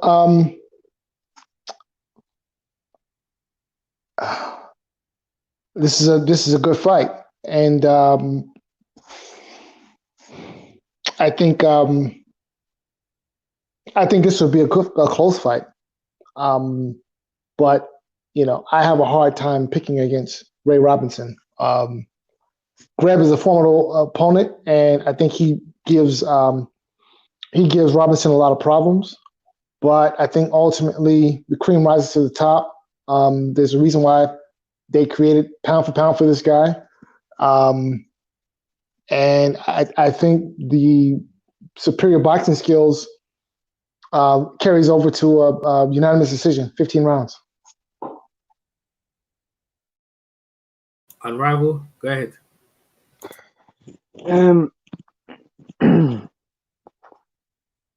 I always find this to be interesting. On stats, both men are quite close. Grab shades them on Hall of Famers. Grab shades them on heavier opponents, beating up light heavyweights and even heavyweights. He beats them on Hall of Fame middleweights, Hall of Fame. He beats them on a lot of his stats. But in the fight, it's a great fantasy fight. Greb, he's got he's more voluminous. Robinson more technical. This is a fight that's going to start out difficult for Ray, to be honest. Greb's going to come out guns blazing, and he's going to be like, what the fuck's going on? Kind of a little bit like a Fritzy Zivic or a Lamada the first time he fights him. The very first time. But also, Harry Greb's going to hold a weight advantage in this fight because it wasn't until late on in his career, so that'd be out of his prime for Ray, he started weighing closer to the middleweight limit. Greb was around 160, even though Ray's taller. I've never really been able to split them, if I'm being honest. Never been able to. I know too much about both. I think Ray may get it in a one-off fight, but if they fought 7-8 times, like I think it'd be a 5-3 kind of thing, you know. I think Ray might just get it just on being a bit more refined over time, having enough power to get a bit of respect from Greb, try and push him back. You have to push Greb back. You can't let him dictate the pace. If Robinson can do that, he beats him. If he doesn't, he gets swallowed. So I'm going with Ray. I think he'll be able to get enough respect out of him, but he's going to have a hard time dealing with everything. That sounded like it was hard for you to say that one. No, not at all. It's just sometimes when I hear that like pound for pound was created for Ray Robinson, that was 40 years after some of these guys like Langford fought. Otherwise, if they had have known the idea of pound for pound, that would have been created for guys like Langford, way before Ray. And some people can even argue it might have been even created for Henry Armstrong. That was the whole point of the Hollywood thing with the 3 belts. You know what I'm talking about, EJ. This was more of a way of showing. I don't think it was specifically created just for Ray Robinson. I think it was created to compare the weights that weren't getting enough credibility in comparison to the heavyweights, like Joe Louis, and that's why the first pound for pound matchup is Ray Robinson, Joe Louis. Both of them are in there. It's not just Ray Robinson; they were both in the pound for pound against one another. So, I'd have Ray Robinson, but it's a great fight. I mean, he's one of the top 3 greatest players of all time. However, you like to shake it yourself in your own rankings. 100%, man, 100%. And listen, both of you put down some good mentions. My man in the chat said, "What makes you think Harry Greb?" I think he was talking about the Marvin Hadley one that he gets through. There's no footage, but there's eyewitness accounts and reports and articles of what Greb has done. So, even though there's no footage of it, but there's articles to read about. That this guy was a formidable opponent. And by rights, the Pittsburgh Windmill has got all the accolades well deserved in boxing because people know that this guy was the real deal. You know what I mean? Just let you know. Can I chime in on that real quick? Go ahead. So people often discount the fighters from back in the day because of the shortage of footage or whatever the case may be. But what people don't realize is that the fighters in Harry Greb's era, in the Ray Robinson era, in those days, you actually had to fight. I mean, take a guy like Archie Moore, right? Archie Moore has, 121 knockouts? That's not 121 professional fights. He has 121 knockouts. I think it's 132, but yeah. Forgive me. I don't want to undercut his achievement. 132 knockouts. I mean, think about that for a minute. You knocked out 132 guys in professional fights. The guys that were fighting in that era, you were fighting often. And that's how you get good at something. That's how you refine your craft. You refine your craft by actually practicing and rehearsing it at the highest level, often, frequently. And that's what these guys were doing. So when I read about some of these fighters from back in the day, the Harry Grebs, the Archie Moores, and you read their story, and you just have to understand, it wasn't like you had football and basketball. There wasn't a whole lot of other sports competing with boxing back in those days. Boxing then was sort of like the NBA, NFL is now. It was like a major sport. Okay? So there was a lot of guys competing against each other. So to be one of the best in an era where everyone's trying to be, is trying to get over, is trying to get to where you are, that's saying something. It speaks volumes when Archie Moore has 132 knockouts on his record. I mean, 132 knockouts. Let that sink in for a minute. Like, when could that ever be replicated in the modern era? I mean, think about it, Joe Louis with 25 defenses of the legitimate heavyweight title. That's been a record for 60 years. And it's in no danger of being broken. So, when guys get to talking about, oh, well, there's no footage. But, okay, well, you have to go and look at, well, what were these guys, like, what was, context is so very important. What were these guys, what was the state of the sport in those days? What did these guys have to contend with? Okay? Go and understand something about what was going on in the sport of boxing, and that'll give you a whole new perspective on what those guys were doing. And I think if you do that, you'll gain a whole new respect for the quote unquote old time fighters who were competing in those eras. Thank you very much, Fight Doctor. So, Ray Robertson against Harry Greb, a spectacular matchup. Again, just outstanding matchup there, right there. Harry Greb definitely could hold his own in rounds with Ray Robertson, and I could see it going to the cards. Like I said, they could probably fight numerous times in this fight here, but obviously in one fight in their prime 15 rounds, I have it split decision by Ray Robertson winning on the cards against the Pittsburgh Windmill Harry Greb, in a great fight, classic fight, and the fans definitely got their money's worth watching that fight, and they're jeering to see a rematch because Greb probably wants a rematch to see if he can get his titles back. So the number 1 seed versus the number 3 seed had a great fight in the semifinals.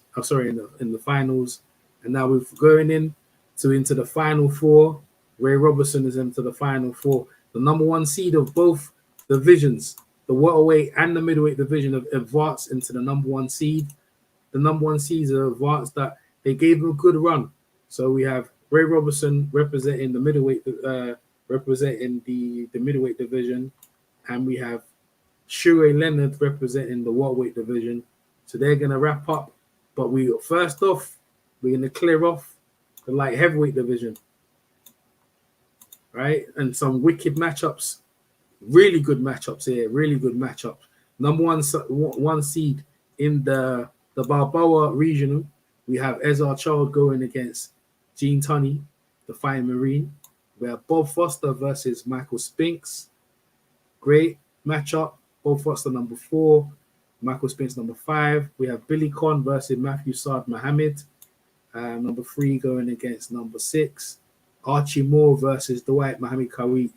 Number 2 going against number 7. So without further ado, Fight Doctor, Ezra Child versus the Fighting Marine, Gene Tunney. That's a great fight. 2 scientific boxers. That's a good fight.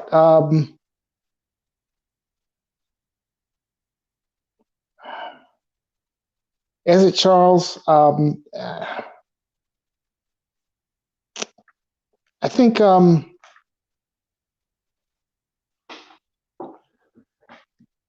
this is a tough one.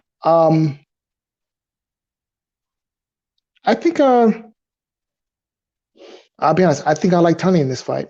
I think it's a close fight, but I think I like Tunney by a split decision. Wow. I'm saying the number 1 seed.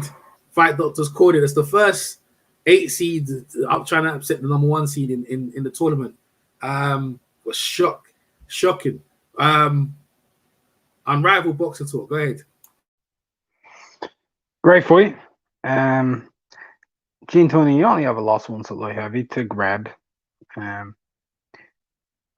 A beautiful, beautiful jab, good feet. Hazard himself, beautiful jab, good feet.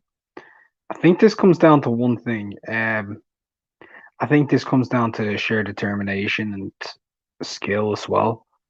I just can't see Tony getting through Hazard, to be honest. I think he'll start check left hooking him. I think he'll fire off to the body a lot more. Hazard was a phenomenal fighter. A lot of people just rate him towards the end of his career. He only ever got stopped at heavyweight. But people forget like what he did at light heavy, like knocking out Lloyd Marshall in 2 rounds, beating, never losing to Archie Moore, beating him 3 times. Was it 3 times he beat Archie, or was it twice? Beat Joey Maxim multiple times, even with an 18-pound disadvantage against Joey Maxim. He beat the dude. I'm going with Hazard. Yeah, I'm going with Hazard. I think he'd be a bit much for Gene, man. Just a bit much. Well, I tell you what, a great matchup. And Fight Doctor put a great case, but I'm gonna go with Ezra Charles. What's Ezra Charles? He had a nickname. Do you know anyone knows? Cincinnati Cobra. Cincinnati Cobra. The Cincinnati Cobra. The Cincinnati Cobra is gonna sting today. And Fight Doctor put a good case. No doubt about it. You know what I mean? Like, hey, the fireman read's in there. You know what I mean? But the Ezra Charles, I don't think people seen how great he was at the light heavyweight. He was phenomenal. And both of them are. But I think he picks it in this fight. If there was a matchup, I believe Jane Tunney will be in the fight.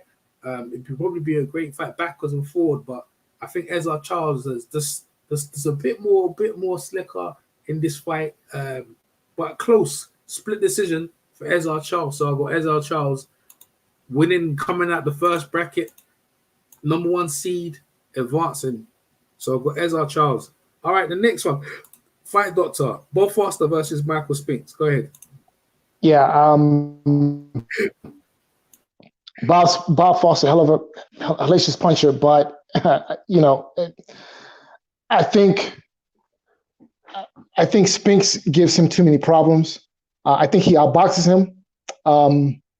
I don't see Bob Foster being able to land a big punch. I like Spinks by clear decision, unanimous. Unrivaled. I think it's a great fight, to be honest with you. Hold on. I need to mute myself for a minute. That noise will go crazy.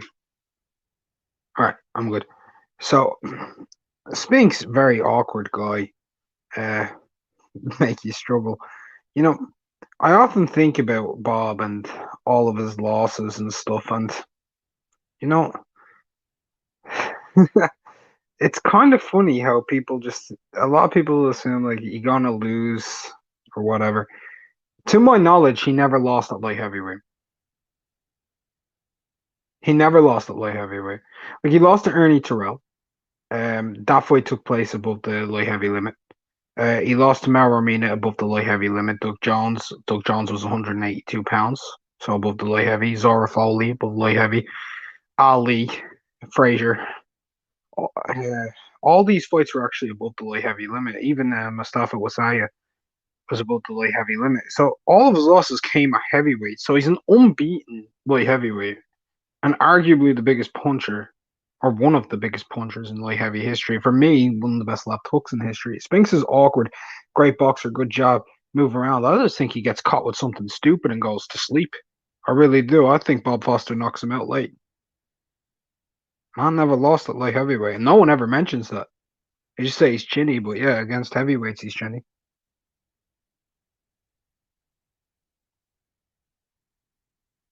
So I got Bob stoppage. Okay, yeah. Hey, listen, bro. This is a tight one, bro. Michael Spinks, man. He was a bad man at light heavy, boy. Bob Foster, a wrecking ball with a punch, man. Wrecking ball, but Spinks, man. Spinks, active, fast. You know what I mean? He's got good everything. He's good at everything. Movement, jab, and just tenacious. I think Foster can hurt him now, but I don't. Spinks is just he just got a bit more intangible there. So I got it close, split. Michael Spinks going through. Well, what a great fight! And the light heavyweight division has turned up, and that there is a great fight in any fight card that you'd want to see. So I got, in my opinion, did the fight dog? Did you pick Bob Foster or you got Spinks as well? Let me see what fight doctor picked. Because he picked Spinks. He picked Spinks.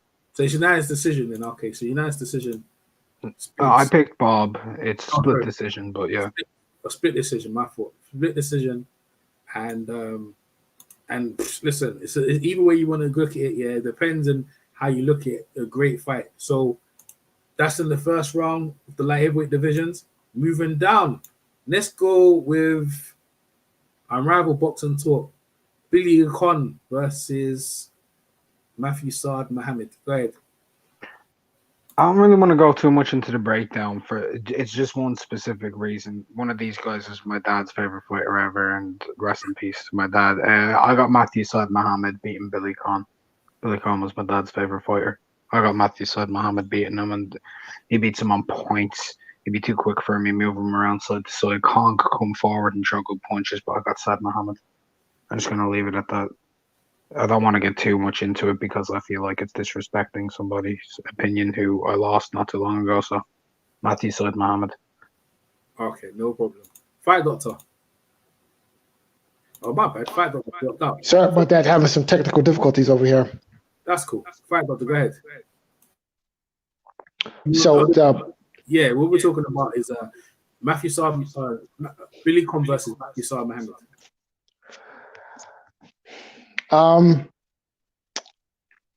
That's an interesting fight. I think I like Saad Muhammad in that fight. Unanimous decision. Short and sweet, boy. Okay.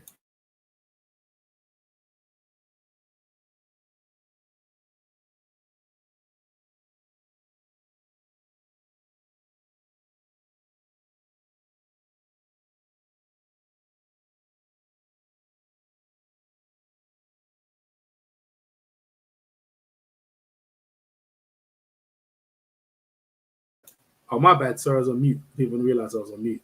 A great matchup. Billy Khan, Matthew Saad Muhammad. Billy Khan is a great boxer.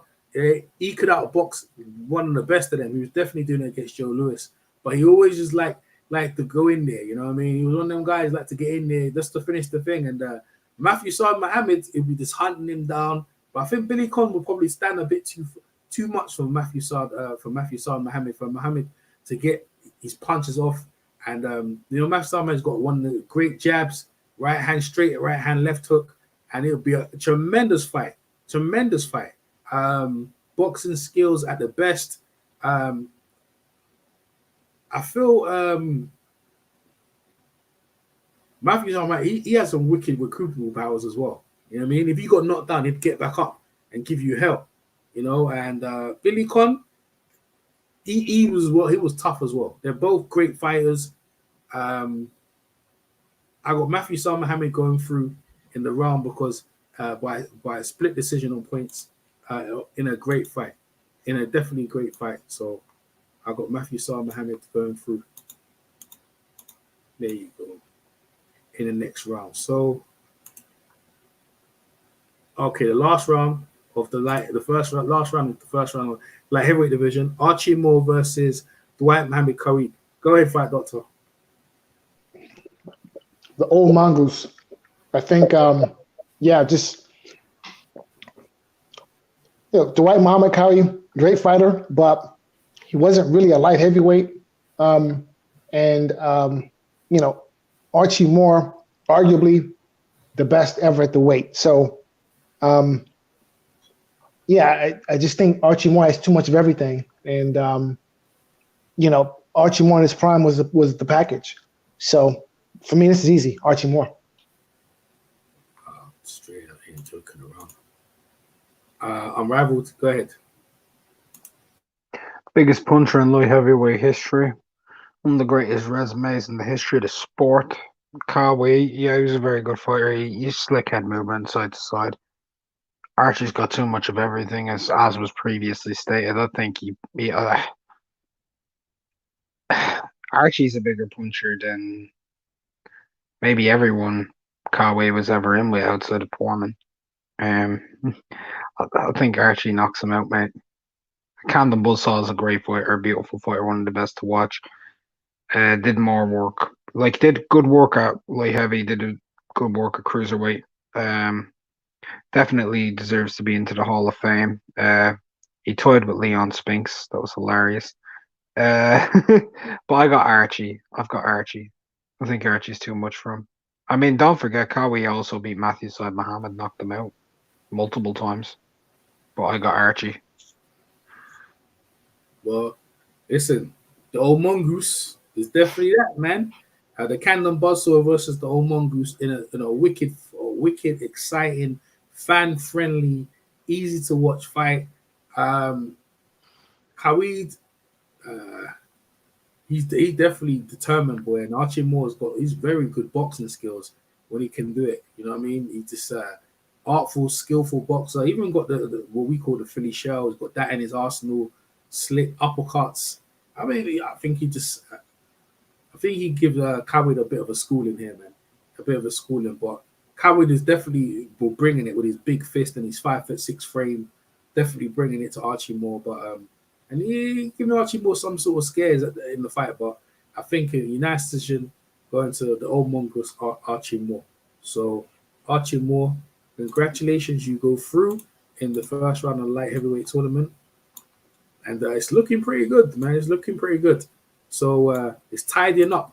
All right, let's go in it. Ezra Charles versus Michael Spinks fight, Doctor. Who you got?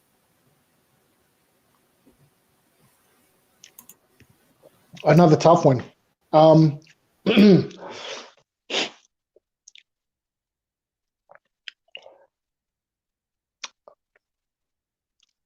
This is a tough one. I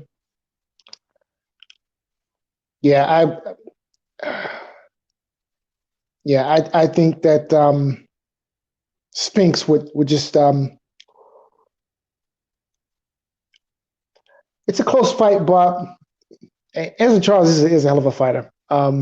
Even though I do think that Gene Tunney would have edged him, but I think Michael Spinks does the same. I think he edges him. So I like Spinks. Close decision. Maybe a split decision. Wow. Upset there. Michael Spinks, the number 5 seed, upsetting the number 1 in Fight Doctor's eyes. Unrivaled. How you see it? Hazard. I got Hazard beating him. I think he's too good in the pocket. I think he'd do a lot of damage to him. Like, this guy beat Borley twice, even down the middle. Like, he beat Lloyd Marshall. He beat Archie Moore 3 times out of 3 fights. Hazard on just pure paper, if you just go through it, he is the greatest light heavyweight of all time. Him or Archie, it's him or Archie always. That's the argument. I can't see any man really beating him at light heavy at his best. I know he did lose a couple of times, but at his best, he beat Maxim, he beat Gus Lesnovich. I mean, dude was a monster. He beat Oakland Billy Smith, Jimmy Bivens in his own right, a great fighter, a fantastic fighter. And he was what? How many pounds was he lighter than Bivens? 14. I mean, he was lighter than Lloyd Marshall when he KO'd him in the 6th round, and in the 2nd round he destroyed him. And Lloyd Marshall's a great fighter in his own right. But I can't look past Ezard in that fight. I just can't. I got Ezard. Even knocking out guys like Anton Christopher Reedus. I got Ezard. Okay, boy. Unrivaled put it in the Cincinnati Cobra versus the Spinks. Michael Spinks, I think he make a cropper here, man. I think he meets someone here who can answer him and everything. And arguably got better power. Everything Spinks can do, I can do better. is Ezra Charles. Speaks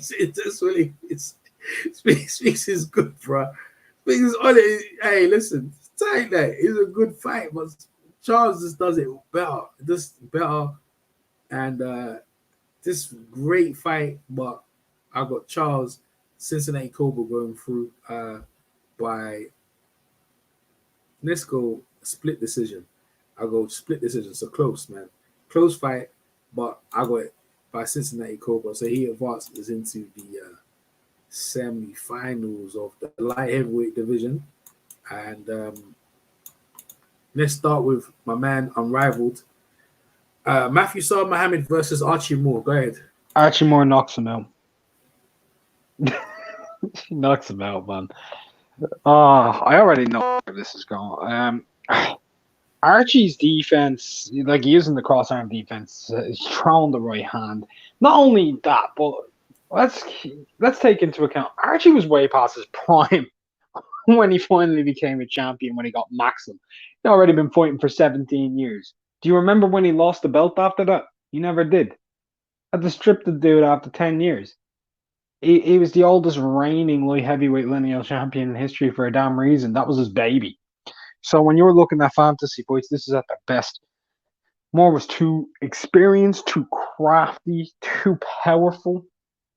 And look at him against Darrell. Off the canvas, off the canvas, off the canvas. Puts him on the canvas, and makes him quit.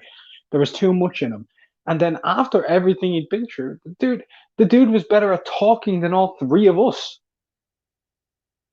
Like, he was an anomaly. So I got Archie. I got him knocking out Matthew Saad Muhammad. Too powerful. One of the greatest right hands ever. Archie. Fight doctor. Yep, I don't disagree at all. I have more winning that fight. Well, I can't disagree with that fight as well, even though I feel that Matthew Saad Muhammad will come in and, do his thing, but this Archie Moore with the knockout percentages and stuff like that, it's a bit too much. It is a bit too much for him, man. Archie Moore, you know what I mean? He's trying to find that right hand ain't gonna land. He's gonna find land easy, bro. He'll be getting countered a lot, man. And I can see him getting stopped within like 7-round stoppage against Matthew Saad Muhammad. So Archie Moore advances in the finals of the light heavyweight division, looking to go forward to represent their division against the other champions, which is Ray Leonard representing the welterweight division, and Sugar Ray Robertson representing the middleweight division. All of them number 1 seeds. So we have the number 2 seed versus the number 1 seed in the light heavyweight division. And we're going to go straight in with the fight doctor. Take it away. So how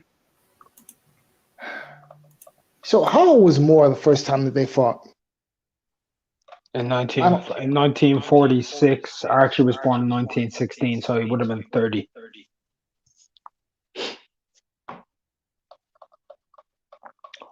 Well, I mean, Archie Moore is one of my favorites.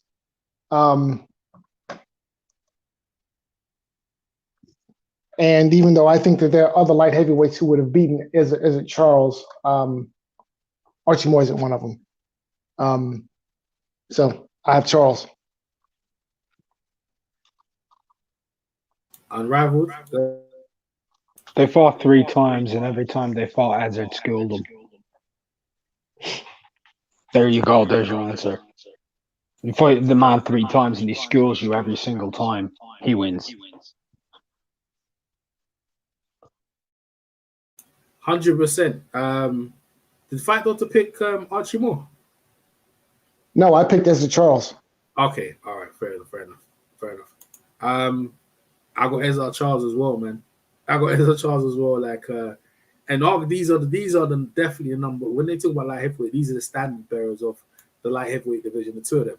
And one of the other, it's not really wrong who you pick. I got Cincinnati Cobra. I feel like, and you can see, you can understand why he probably got the better of him. It's just his style, longer, you know, a bit more sleeker. It's just problems, man. It's all problems for Archie Moore, and he probably never he never worked out the style. You know what I mean? I'm sure all of them. Hey, did they all go to points? Did they all three of them went to points, right? Are you asking me? Yeah. In 46 when they fought, that one went to points. Yeah, in 46 he beat him via UD 10-0, 9-1, 9-1.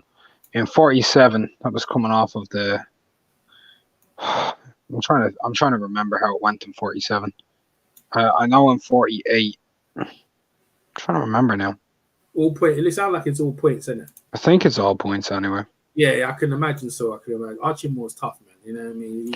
He beat him in a majority decision in 47. I'm just trying to remember the 48 one, the first fight in 48. I couldn't imagine he stopped him, man. It is just tough. Archie Moore was that. He was that dude there, and Ezra Charles is just too much, man. Actually, no. Ezra stopped him. He stopped him in the third fight. He stopped him in the 8th round in 1948. Oh dear. See? Yeah, he beat him twice, a decision, majority decision, and then he knocked him out. Like, so it's just hard to pick against Ezra. When he beats you 3 times and he beats your ass 3 times, you gotta fucking accept it. Yeah. Well, these are like the number 1 and 2 of the light heavyweight division. So, hey, listen, he ain't easy beating the Cincinnati Cobra. So Cincinnati Cobra will be representing the light heavyweight division. Number 1 seeds, all the number 1 seeds, all 3 of the number 1 seeds have got through, and congratulations to Ezra Charles, congratulations to Sugar Ray Leonard, congratulations to Ray Robertson, and we're expecting a great fight. So the light heavyweight division has been completed. Now we go to the big guys. Who is going to be representing the heavyweight division in this PBC fantasy tournament in the Rocky Balboa division? And where are we at? Oh, here we go. The Rocky Balboa. Sorry, not Rocky Balboa. Muhammad Ali regional. So we have coming in at number 1 seed Joe Louis, obviously the Brown Bomber.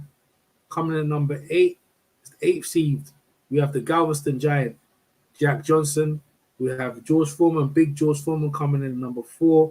Rocky Marciano at number 5. Mike Tyson at number 3. I am Mike Tyson, that is. Smoking Joe Frazier, number 6. Evander Holyfield coming in at number 2. The Real Deal. And Sonny Charles Liston wrapping off at number 7. So they'll be seeding accordingly. And we're going to go straight in with the fight doctor. Jack Johnson versus Joe Louis. The Galveston Giant versus the Brown Bomber. Take it away. Fight doctor's got technical problems. Unrivaled, you go ahead.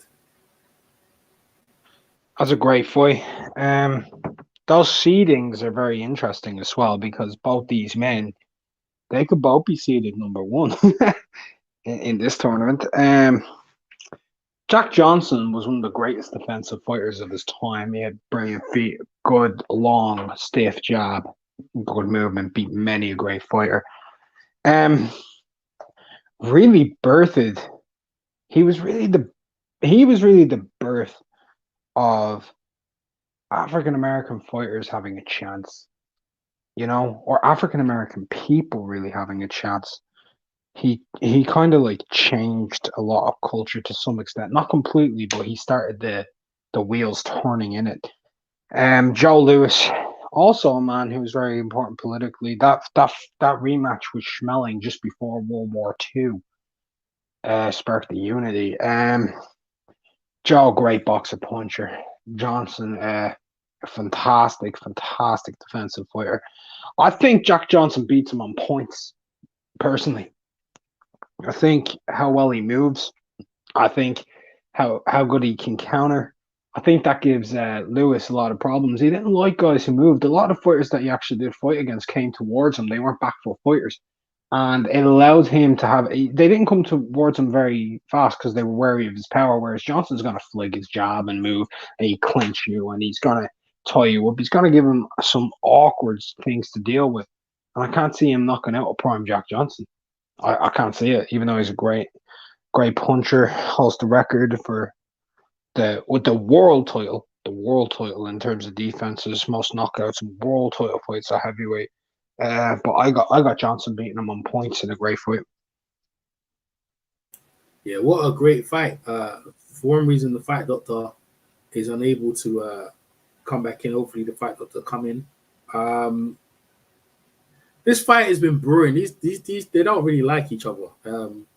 Jack Johnson, he always believed that he always believed that he's definitely still one of the greatest of all time. And the Lewis camp, at the time of Lewis camp, they didn't want nothing to do with him because Jack Johnson, for everything he did, he was someone that they tried to be the opposite of. You know what I mean? He was one with flirting, had white women, white wives. He was just anti-establishment, where Jack Johnson tried to be establishment. He was the perfect company guy.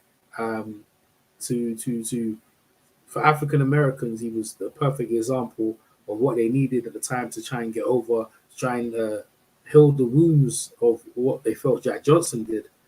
So these men wouldn't exactly like each other actually coming into the fight. But Jack Johnson, one of the greatest defensive fighters in, his nickname was the Ghost. He actually was the one who gave the Max Mellon punch here that he knew that Joe Louis dropped his hand, the punch that he could come over.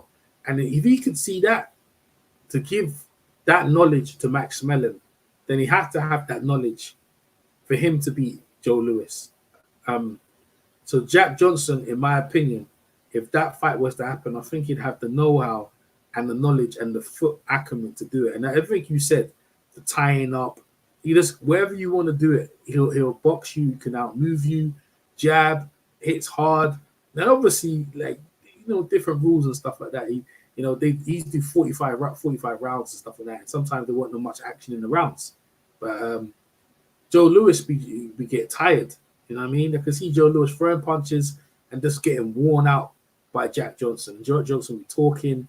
Maybe in the rules, obviously nowadays you probably won't talk, but he's talking. He's wearing him down, wearing down Joe Louis's mentality, wearing down his conditioning, and then eventually Joe Louis will probably collapse out of exhaustion, frustration of not hitting him.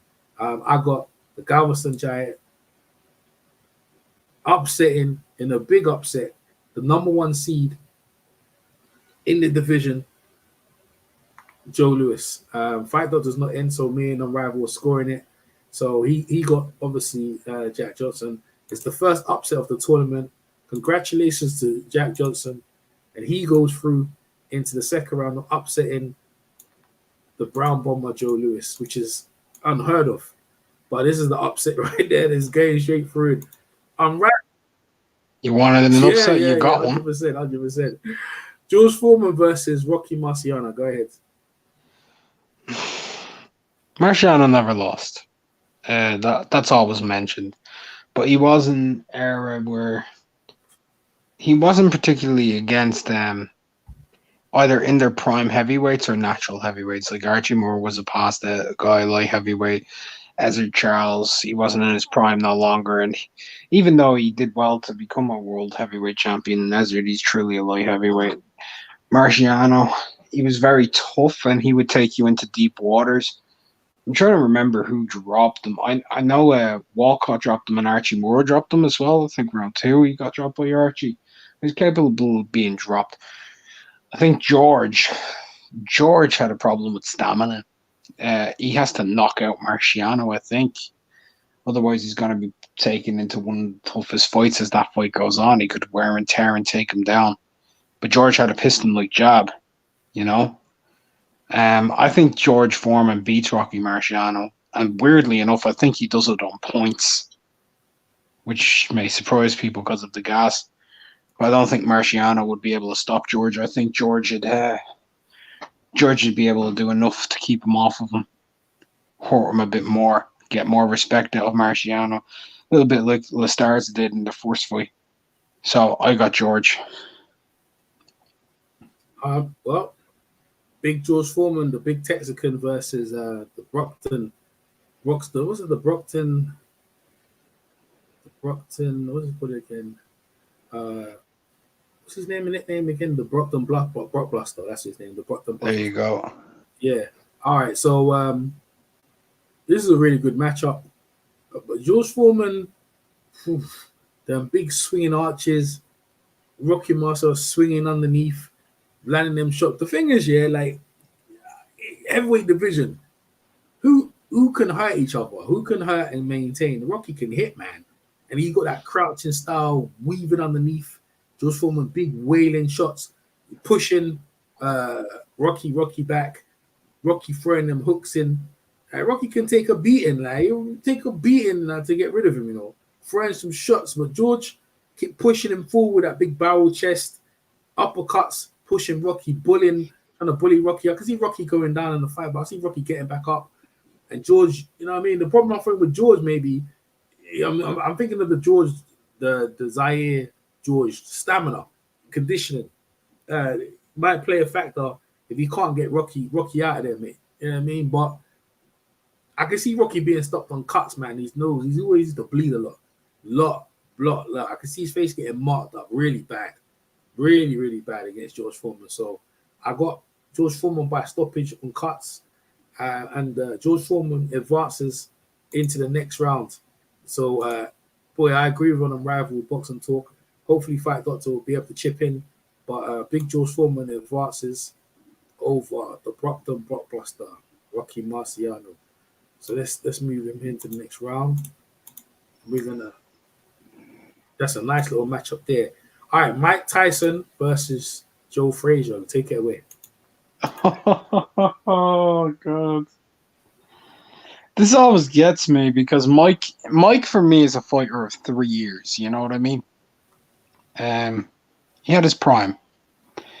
After that, I think Frazier beats him. Now, Frazier, a lot of people say, oh, his resume ain't that great, but he beat a lot of good guys, you know. He beat Chevalo, and he beat Corey, and he beat Bonavina. He holds a victory over Ali after Ali came back. Mike, yeah, he beat Tony Tucker, he beat Bruno, he beat Bone Crusher Smith. He was powerful, fast. Both these guys have that bob and weave style, you know. This is gonna be hell. Brad, two of the best left hooks ever. Two guys who come forward, throw it. Pick your poison. It's a pick 'em, complete pick 'em, because the styles they're going to war. They're going to war and they're going to take each other's head up. It's a question for me who has more heart. I think Smoking Joe will outlast him and take him out, but I think it's a great fight. I got Joe Frazier. Joe Frazier, yeah? Yeah, which may surprise people. No. Well, Mike Tyson's number 3 seed, Joe Frazier's number 6. Vicious, ferocious fight. Joe Frazier's different, man. Prime Joe Frazier against Mike Tyson. Mike Tyson, he's not having his way in this fight, man. He's not. He's in a fight, man.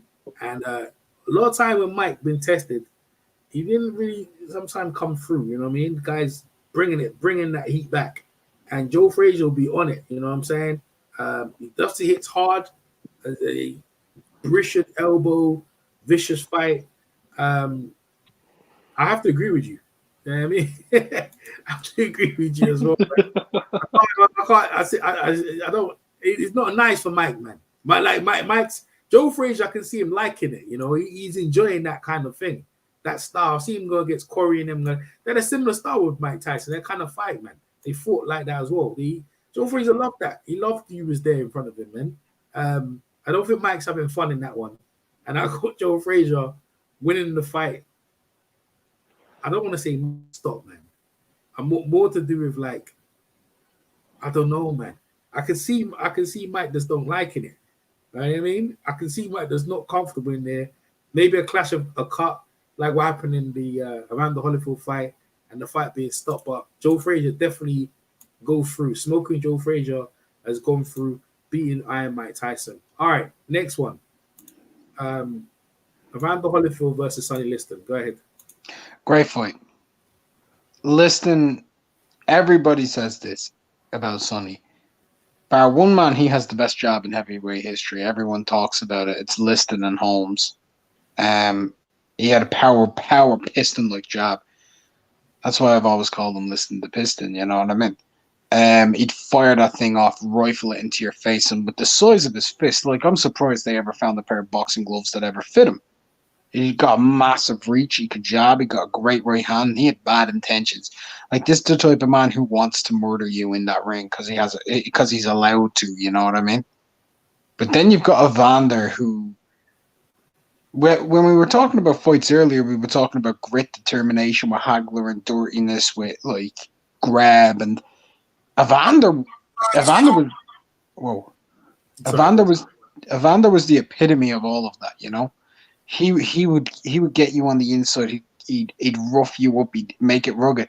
And whilst Liston was a very bad man, he kind of reminds me in some ways of Mike, in some ways where he'd capitulate when adversity got too hot for him. I think Evander would beat him on points because I think Liston would slightly give up as the fight kept going on, and Evander takes him on points.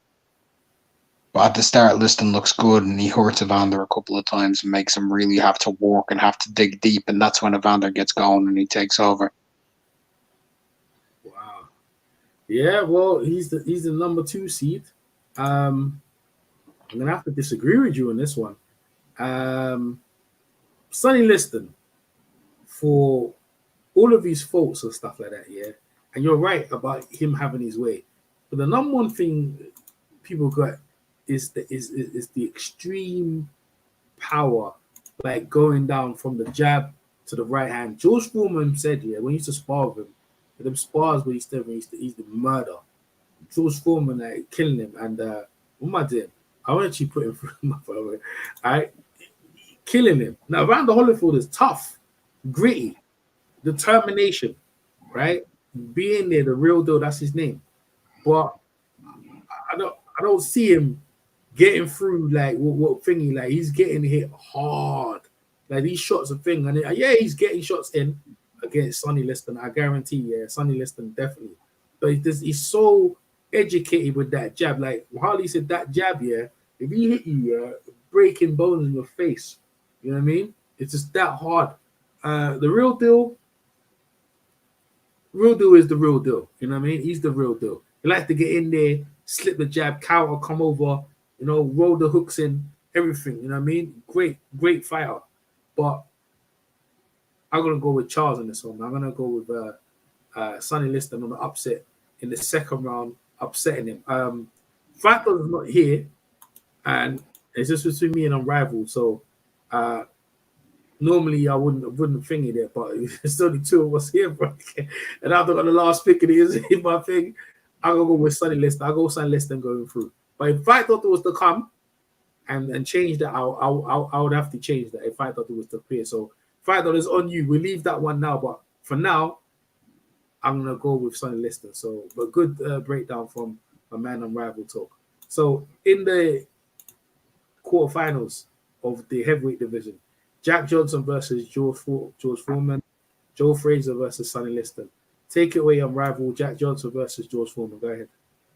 Well, we know what both men bring. One's a great defensive boxer. The other one is a great offensive boxer. Both men have great jabs. It's going to be a good battle of the jab. Johnson definitely wins on stamina. He has way more stamina than George. I think he can also tie George up when George gets in there.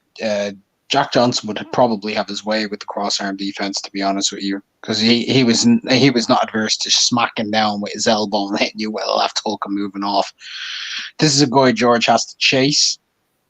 Man, this is getting weird for me. I got Jack Johnson on points. Yeah, I can see it. No, I can see it. No, I actually can see it because I must admit, yeah, George, this is not funny for George, you know. And you see, the thing is about Jack Johnson, he got a lot. There's a lot more things than what people realize. He does hit hard, and he's got a lot of tying up game, stamina. His conditioning is very up, right? And George does tire. He does tire, so he ain't landing them bombs easy. In fact, he lucky land them in the all. He's very strong early rounds, yeah. But you know, I can see Jack just wearing him down round by round, and I got Jack Johnson in it, man. I got Jack Johnson. I agree with you, man. I got Jack Johnson. The 8th seed is into the final. Yeah. The 8th seed's gone into the final. The upsets The upsets are Styles make fights. Styles make fights. with the heavyweight division, you know it's all about the punches and that. But if you can't land, then that's what it is. All right, Joe Frazier versus Sonny Liston. Who you got? I'm really thinking. Give me a sec. Kind of thinking of how the fight will go. Like, I've got my eyes closed. And both men come out. And Joe wants to get his respect right away. And he bobs, weaves, trying to fire off a hook right away. And Liston clatters him with that jab. And then he moves backwards and he's like, oh, fuck. But he keeps trying to come, and Liston, he fires out that right hand. Joe starts getting in towards his body, firing off the hooks, trying to come up with the uppercut. At the end of the round, it's close. They come back out. Liston uses his jab more, keeps him at arm's length, pummeling it into his face. Joe's eyes are starting to swell a little bit. I think Liston beats him. Will Liston beating Joe Frazier? Yeah. I can see that. This fight is brutal, bro. It's a great fight. It's brutal. That the left hook, he has to land that left hook, man. And the thing is, Sonny, Liston's strong, man. Strong. Joe Frazier will be whipping in, trying to land that hook, but he's eating something. He's eating shots, man. He's eating shots from that Sonny Liston jab. And even though he's got that defense, Sonny Liston's a very good boxer. He'll tie Joe Frazier straight away up inside. You're not going to let Joe land them shots. And just keep him at the distance, man. I got Sonny Liston on points. I got him on points like United's decision. I just don't think Joe Frazier is being effective. He's not going to be as effective as he would normally. You know what I mean? I like the style. I like the crouch crab style, you know what I'm saying, covering his face and that, but I like Henry Armstrong, but I can't see him beating Sonny Liston in that situation. He definitely putting in there body shots and that, but I just can't beating the bear. Now I got Sonny Liston going through Sonny Liston in the semi-finals of the heavyweight division tournament. The number 7 seed. The number 7 seed against the number what? 8 seed. This is a first. But the heavyweight division, you never know with the heavyweight division. Takeaway unrivaled. Jack Johnson versus Sonny Liston in the finals of the heavyweight division. Well, in all of these fights so far, one thing Johnson, for me, always had an advantage was length to some extent, like using his jab and then his movement. But now he's in here with a good mover. He's in here with a brilliant jabber. He's in here with a man who has very bad intentions with a great right hand. But then, Liston, he's in there with a dude who's going to tie him up. Probably has a better tie-up game than Liston, even though Liston's tie-up game was phenomenal. Another guy who can move this is a boxing match. And it's a good one. They're both powerful. They're kind of like pretty similar fighters to some extent in different areas. With one guy being better at one thing than the other. Like, who would you say had the better feet? I'd say Jack. Who had more stamina? I'd say Jack. Who had more heart? I'd say Jack. Who was more powerful? I'd say Liston. Who had the better jab? I'd say Liston. I mean, I think over 15 rounds when the going gets tough, I think Jack Johnson gets going and wins on points. I think there's just a little bit more to him. I think Liston will struggle with that adversity. I got Jack Johnson beating Sonny Liston. How the fuck do I have Jack Johnson winning this tournament? Oh, Jack. Listen, Jack Johnson is listen. He's a problem, man. He really is. He really is a problem, man. This is a really good matchup. So it all comes down to me because Sonny Liston beat Jack Johnson. Sonny Liston is devastating. It's devastating, but Jack Johnson is hard as nails, man. It's hard as nails. He's fast and can hit hard, real hard, and can take a shot. He can take shots, man. He can slip. Sonny Liston got to find him to land that jab, which I don't think he could do. And if he's got any weaknesses, Jack Johnson will come over the top and put a combination in and just tie him up, walk him back. You know, he's not intimidated from Sonny Liston, so that's gone out the window right there. I got Jack Johnson as well, man. I'm just gonna go. I got Jack Johnson. I got him by upset, and the number 8 seed has got all the way into the finals of the PBC Fantasy Tournament to represent the heavyweights, the heavyweight tournament. So, as we can see, as we pull out, clean it up, what we have here, we have the welterweight represented by Sugar Ray Leonard. We have the middleweight represented by Sugar Ray Robertson. We have the light heavyweight represented the Cincinnati Cobra as our Charles, and we have the Galveston Giant represented by Jack Johnson in the finals. Gentlemen, please, this is what a tournament is made of. The champions of champions of champions representing their weight classes. So, without further ado, we're gonna go a welterweight versus the middleweight. Now, lucky for these guys that all these guys could match up. Ezra Child has fought at heavyweight. Jack Johnson has fought middleweights. Leonard has fought at middleweight. Ray Robertson has fought middleweight. So let's put this. And Ray Robinson's fought at light heavy. Yes, exactly. So they all can match up. So they all have a good shot of claiming the PBC Fantasy Trophy right here, the Muhammad Ali Trophy right there in the middle. As Muhammad Ali is not in this tournament, so I put his trophy in there. So, without further ado, unrivaled Sugar, the battle of the Sugars, Sugar Ray Leonard versus Sugar Ray Robertson, 15 rounds. Who you got? I got Sugar. Yeah, which one? Ray. Go ahead. All right. So this is a fight where both guys, they're quite similar, right? Very fast hands. Both guys good jabbers. Both guys offensively gifted, defensively gifted. Both guys lots of volume, great hooks. Both guys with amazing chins. The only man to ever stop Ray Robinson was Maxim, and that was due to dehydration out in Yankee Stadium. Ray Leonard himself, yeah, it's a great fight. Like, I know who I'm picking, right? And it's only because I think he was just a little bit better than him in each of these weight divisions. I got Ray Robinson. I got Ray Robinson outpointing Ray Leonard in probably one of the greatest fights that will ever take place in boxing history. The two Rays. I think Ray Robinson was just a bit too much for him. I think Ray Robinson was just slightly a better version. You remember earlier when you said with Spinks and Ezzard, yeah, anything you can do, I can do better. Yeah. I think that's what this comes down to, and I think Ray Robinson's a fighter where it's anything you can do, I can do better with Ray Leonard. Even though Ray Leonard's one of those fighters who, against nearly anyone else, anything you can do, I can do better. I got Ray. Well, I think I'm gonna have to agree with you again. Anything I can do, you could do better. But Ray Leonard ain't no pushover. But in this matchup, and he did start at welterweight. He's representing the welterweights, and this is a middleweight fight. The middleweight he fought against was obviously fought against Hagler, but Ray Robertson. He even beat Donnie Lalonde at super middle and light heavyweight. Yeah, but this one here, so I think it's a reach. The Ray Robertson, the knockouts, the speed, there's everything. He's matching him. He's matching him. He ain't never. It's basically he's fighting himself.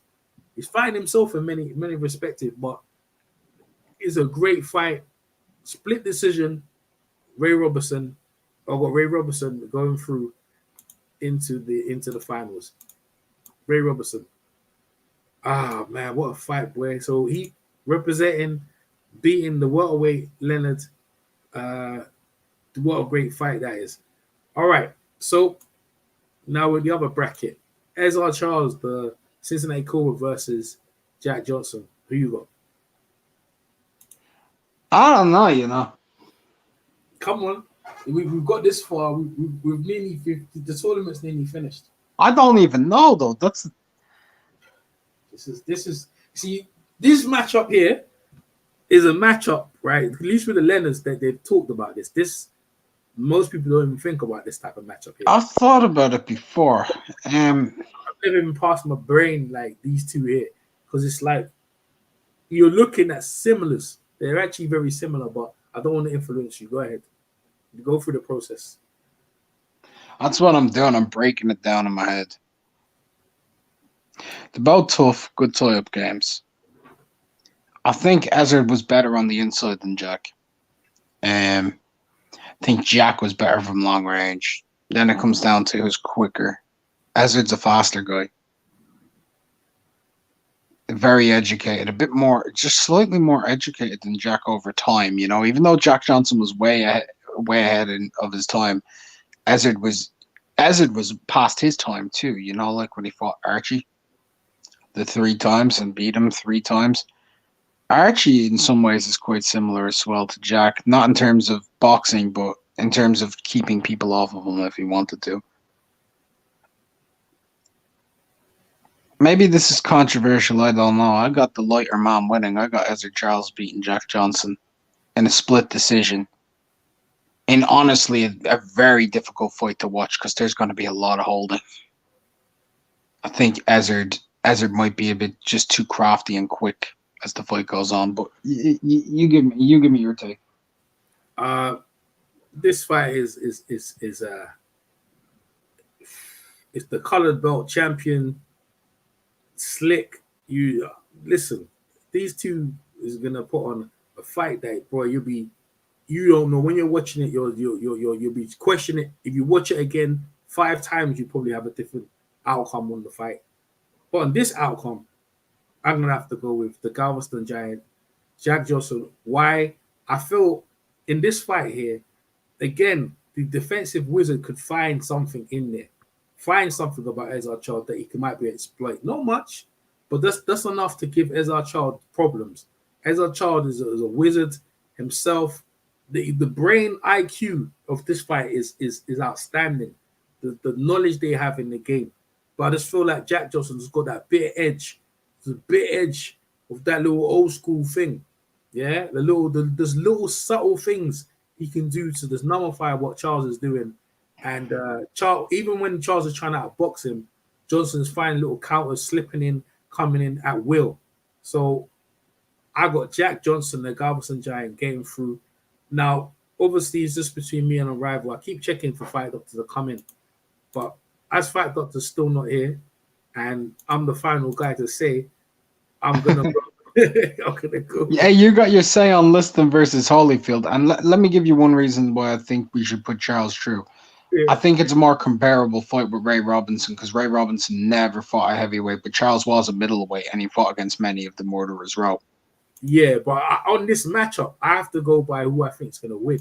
Now, I'm not thinking about the finals like as it goes, but I understand that. But I have to go what I think is going to win. You know what I'm going to say? Like in this matchup here, I just think Jack Johnson can beat him. If I felt Charles was going to get it, I'd put him through because he's there.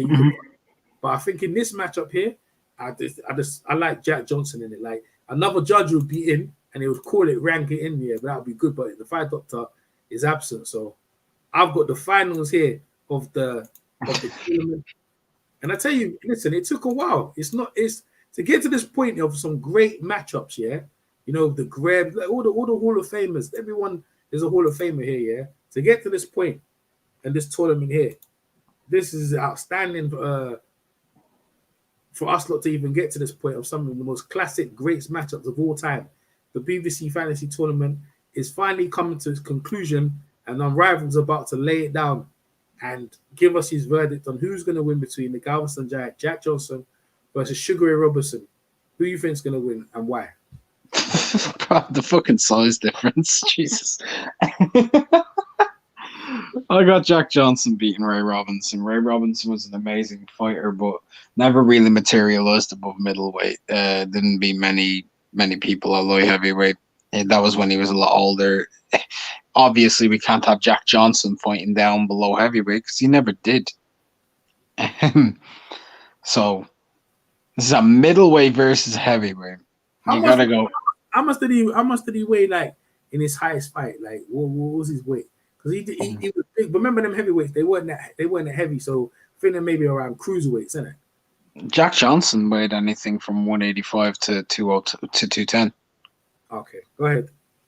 And Ray Robinson, I don't think ever came in like above 167, 168.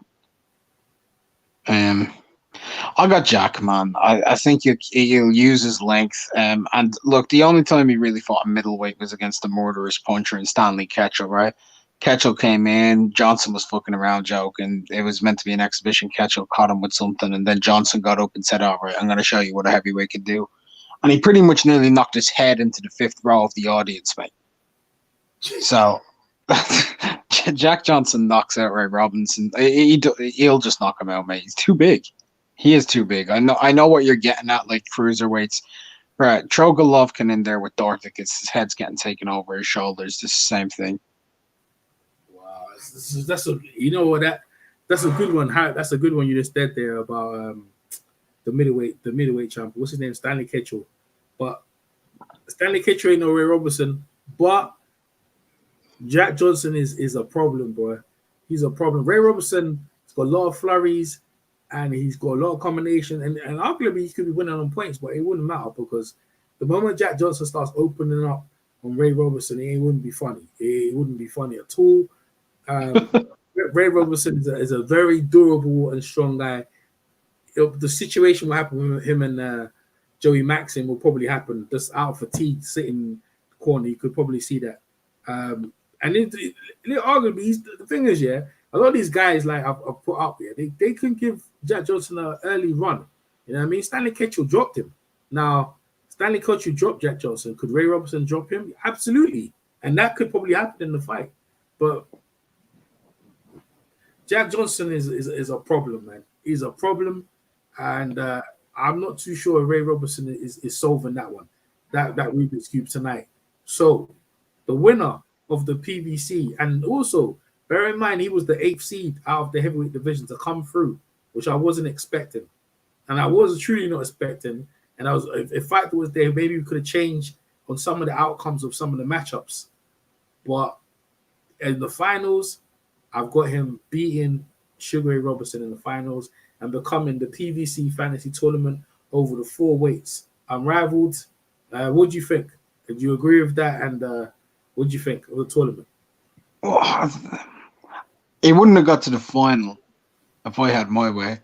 That's no, because I would have had Evander Holyfield in that heavyweight final. I would have had to beat Joe Frazier. I would have had him beat Tyson. I had him beating Liston, and I would have had Holyfield beating Jack Johnson.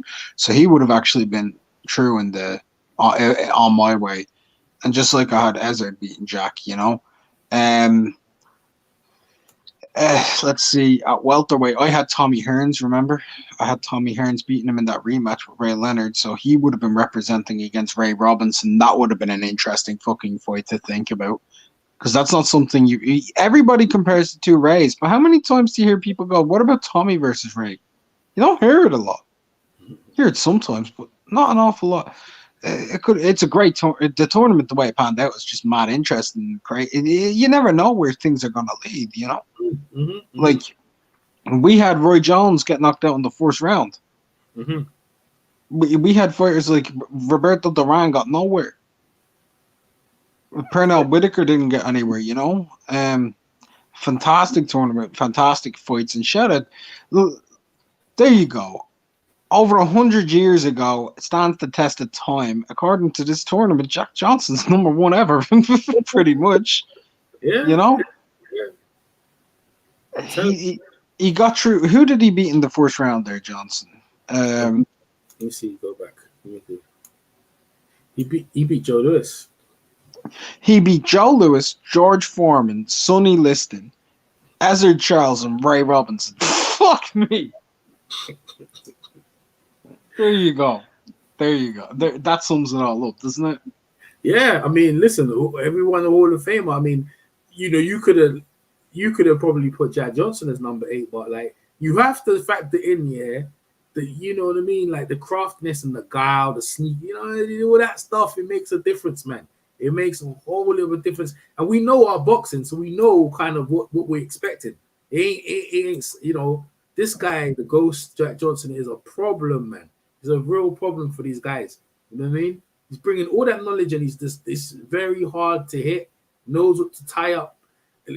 Ray Robinson is great. He's great, bro. I don't see how he's troubling. He's getting through with the combinations and everything. You know, he's got the reach disadvantage and everything. But Ray Robinson getting to the tournament, and who did he beat? Ray Robinson beat Carlos Monzon, beat James Toney, he beat Harry Greb.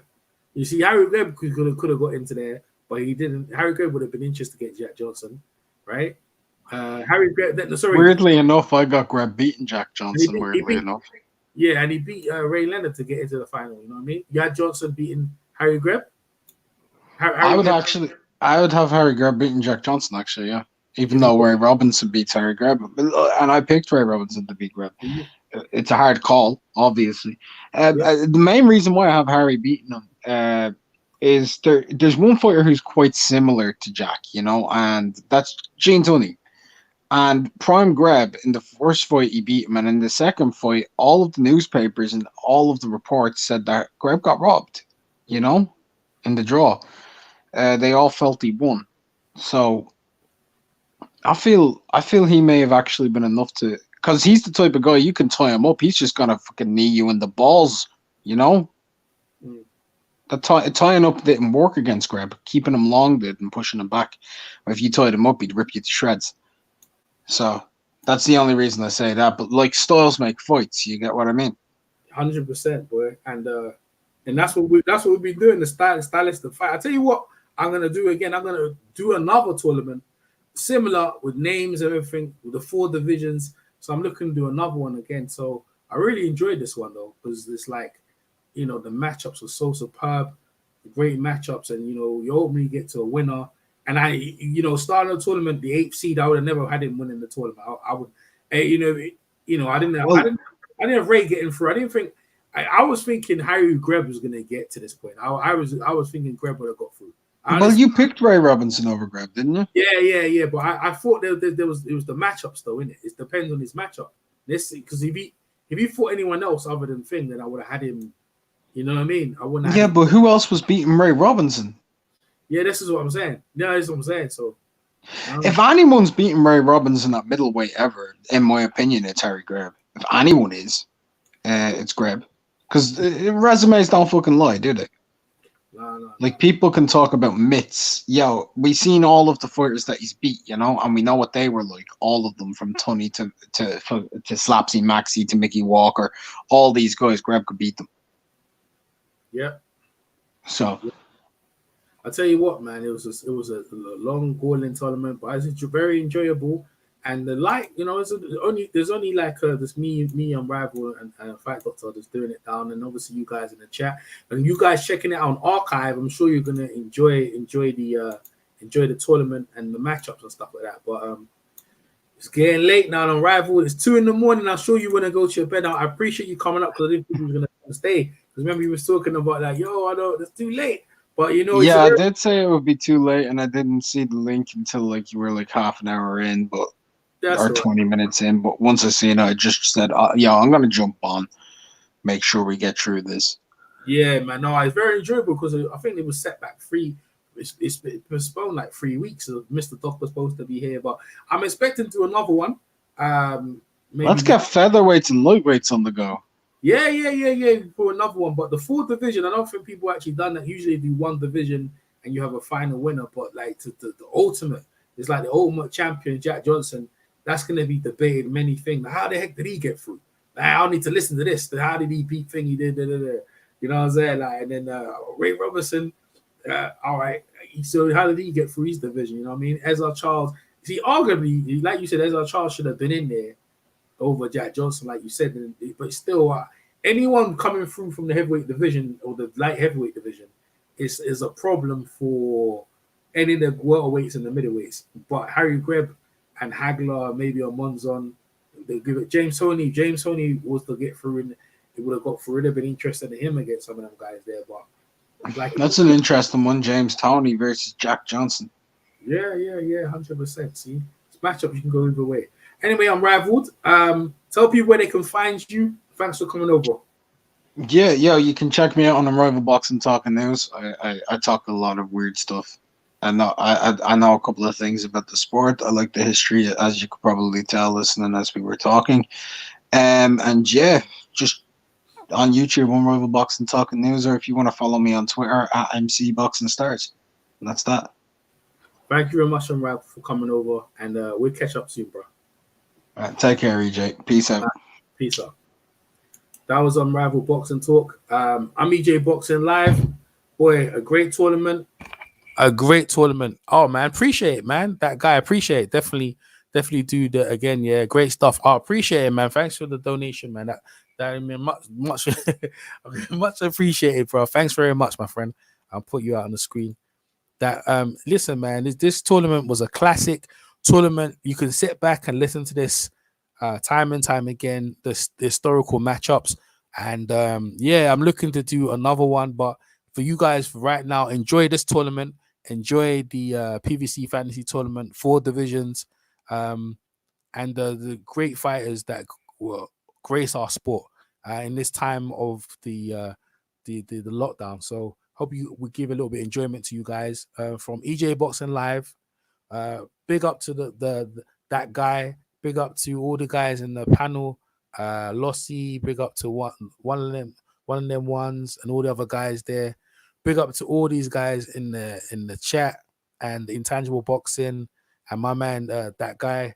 And I'll catch you on the next one. Peace.